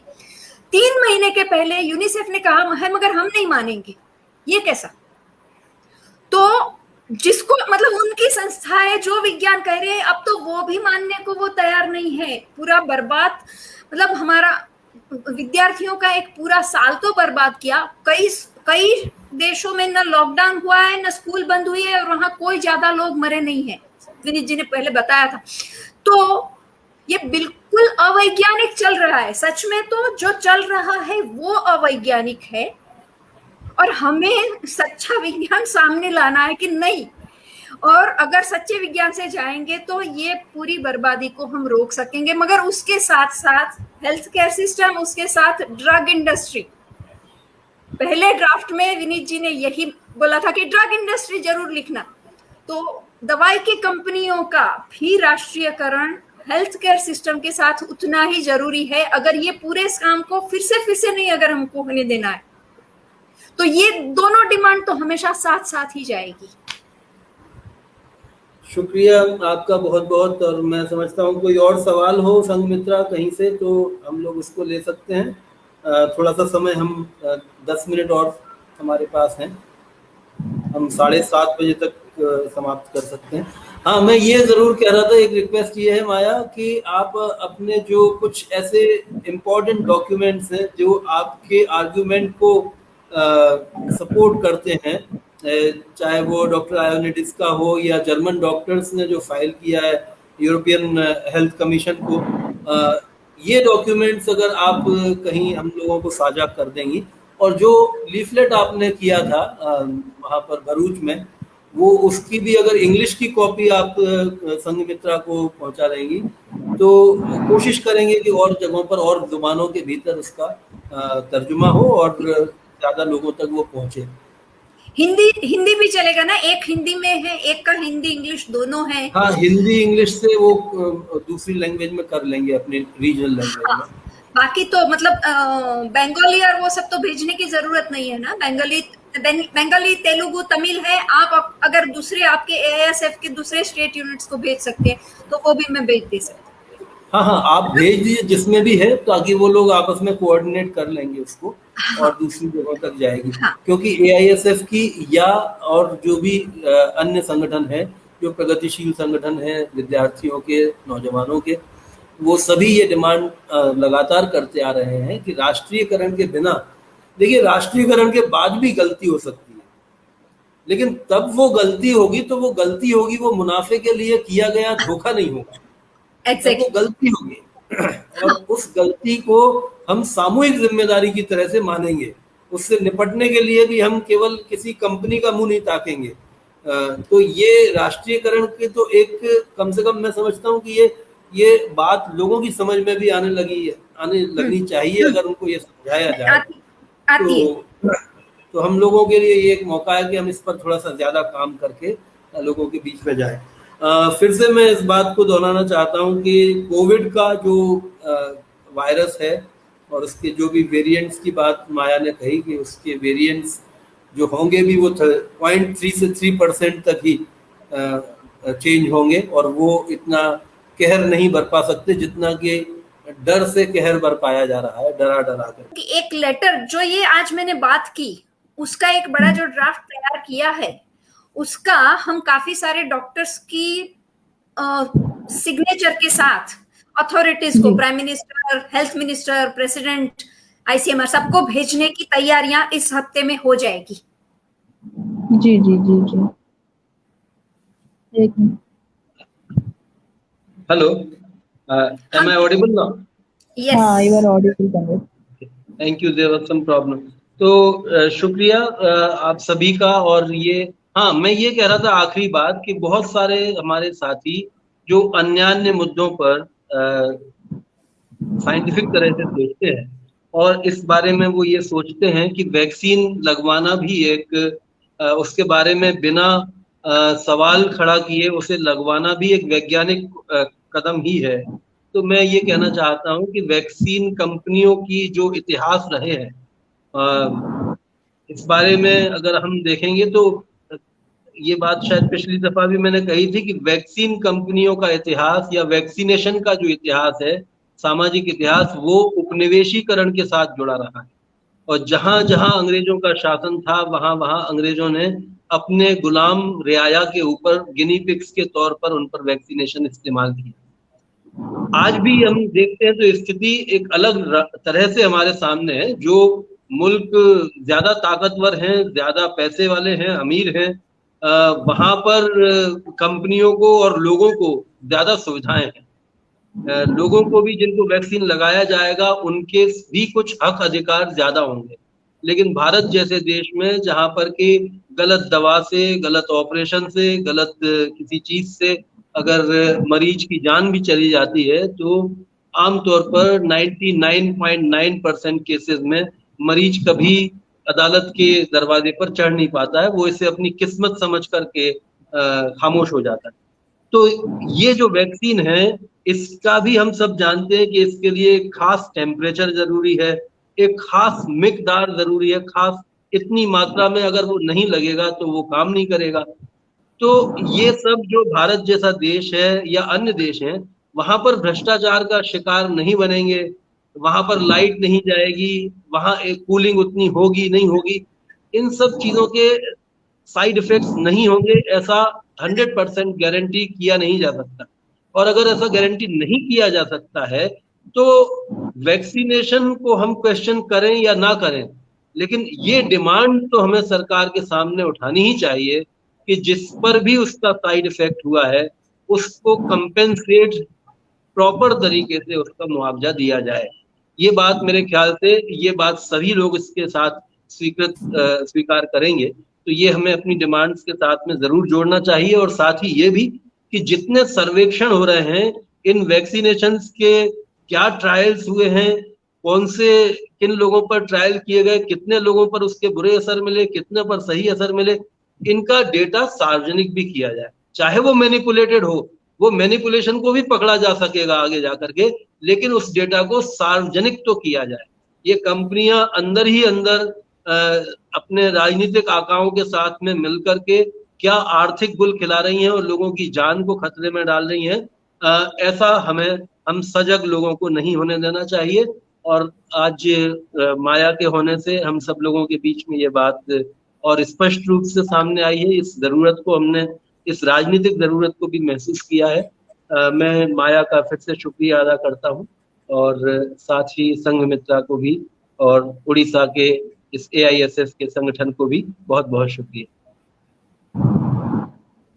शुक्रिया साथी जी, थैंक यू सो मच। और ज्यादा फॉर्मेलिटी भी नहीं, डॉक्टर मायावती जी का शुक्रिया अदा करते हैं हम तहे दिल से, और साथी विनीत तिवारी का भी, जिस तरीके से पूरे सिंपल वर्ड्स में, क्योंकि ये जो चीजें हैं इतने कॉम्प्लिकेटेड हैं, जो क्वेश्चंस हैं, जो टर्म्स हैं, जो लेमैन है उसको समझने में थोड़ा दिक्कत होता है, लेकिन जिस वर्ड्स के साथ आपने ये जो पूरा जो काम है उसको एक्सपोज किया, उसके लिए हम आभार व्यक्त करते हैं। और साथी विनीत तिवारी ने जो बात भी रखी, हम कई बार ऐसे फिल्म में देखते हैं, जैसे कि हम, मेरी भी बायोलॉजी था, मैं बटनी ऑनर्स था, तो हम लोग जब प्रैक्टिकल लैब जाते हैं तो वहां पर एक फ्रॉग को लाया जाता है एक्सपेरिमेंट करने के लिए। तो ये सब चीजें सुनने के बाद मुझे तो यही लगता है कि इनका जो एक प्रयोगशाला है, जो लैब है, उसके अंदर हम एक फ्रॉग की तरह ही है। तो ये हमें समझना चाहिए। शायद ये चीजें मीडिया ना दिखाए, लेकिन जैसा कि आपने कहा और कार्ल मार्क्स ने भी कहा था कि ये जो पूंजीवादी जो व्यवस्था है, ये अपनी जो सर्वनाश है, जो उनका जो अंत है, वो खुद ही लिखेंगे, उनकी ही बनाए हुए एक रस्सी से उनको ही लटकाया जाएगा। तो कहीं ना कहीं ये चीजें खुलकर सामने आ रही है, और ये ज्यादा दूर नहीं, जब सारे लोग ये समझे, सड़क पर उतरे अपने सवाल को लेकर, अपने देश को लेकर, समाज को लेकर, इंसानियत को लेकर। और सभी साथियों का मैं शुक्रिया अदा करती हूँ कि इतने पूरा 1.5 घंटा तक आप यहाँ पर रुके और इस सारी चीजों को आपने देखा, क्वेश्चन भी करे आप लोगों ने, और जितना हो सके मायावती जी ने अपनी बात भी रखी। तो फिर से आप सभी का शुक्रिया अदा करते हुए मैं थोड़ा सा ओडिया में बोल देती हूँ।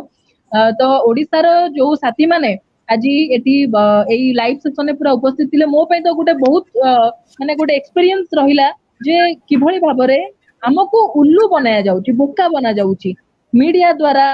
एई तमाम गवर्नमेंट एते जो कोविड रो जते बेला हमको ग्राफिक डिजाइन देखा जाउची टीवी रे, ए कोविड एमती वायरस टा बुली बुली के आसुची। जैसे मायावती जी, मैं यही बोल रही हूँ कि जिस तरीके से मीडिया दिखा रहा है ना कोविड को, मतलब कोरोना ऐसा वायरस है, उसका ऐसे ऐसे करके सब निकला है, वो ऐसे जा रहा है, ये अटैक करके खत्म कर रहा है, तो लोग जो देख रहे हैं घर पे, उनको तो यही लग रहा है कि पड़ोसी में जो एक इंसान जो उसका पॉजिटिव निकला था, वो देखो ऑक्सीजन के वजह से वो मर गया, वो मेडिकल गया था, वो मर गया। फिर तो ये वैक्सीन का जो ड्राइव चल रहा है अभी, तो ये जो चीजें निकल रहे हैं, ये सिर्फ बिजनेस के लिए। और जो लास्ट में जो चीज रखी गई कि जो हेल्थ की जो नेशनलाइजेशन की बात हो रही है, सबसे बड़ी बात, क्योंकि जहां पर प्राइवेट की बात आती है वहां पर प्रॉफिट की बात आती है। तो हमें ये इस सिचुएशन पर ये समझनी चाहिए कि ये जो सिचुएशन क्रिएट किया जा रहा है, उसकी जो हल है, उसकी जो सोल्यूशन है, वो क्या है। तो बस इसी बात के साथ और अगली बार हम जब आएंगे तो पहले ही हम आपको पोस्टर के जरिए आपको इन्फॉर्म कर देंगे क्या टॉपिक रहेगा, और आप भी खुद सजेस्ट कर सकते हो कि किस टॉपिक पर आप ये वेबिनार जो है चल रहा है ऐसे उड़ीसा के पेज पर आप सुनना चाहते हैं, तो आप रिकमेंड भी कर सकते हो। और बहुत बहुत शुक्रिया। इनकलाब जिंदाबाद, सत्यमेव जयते। Thank you.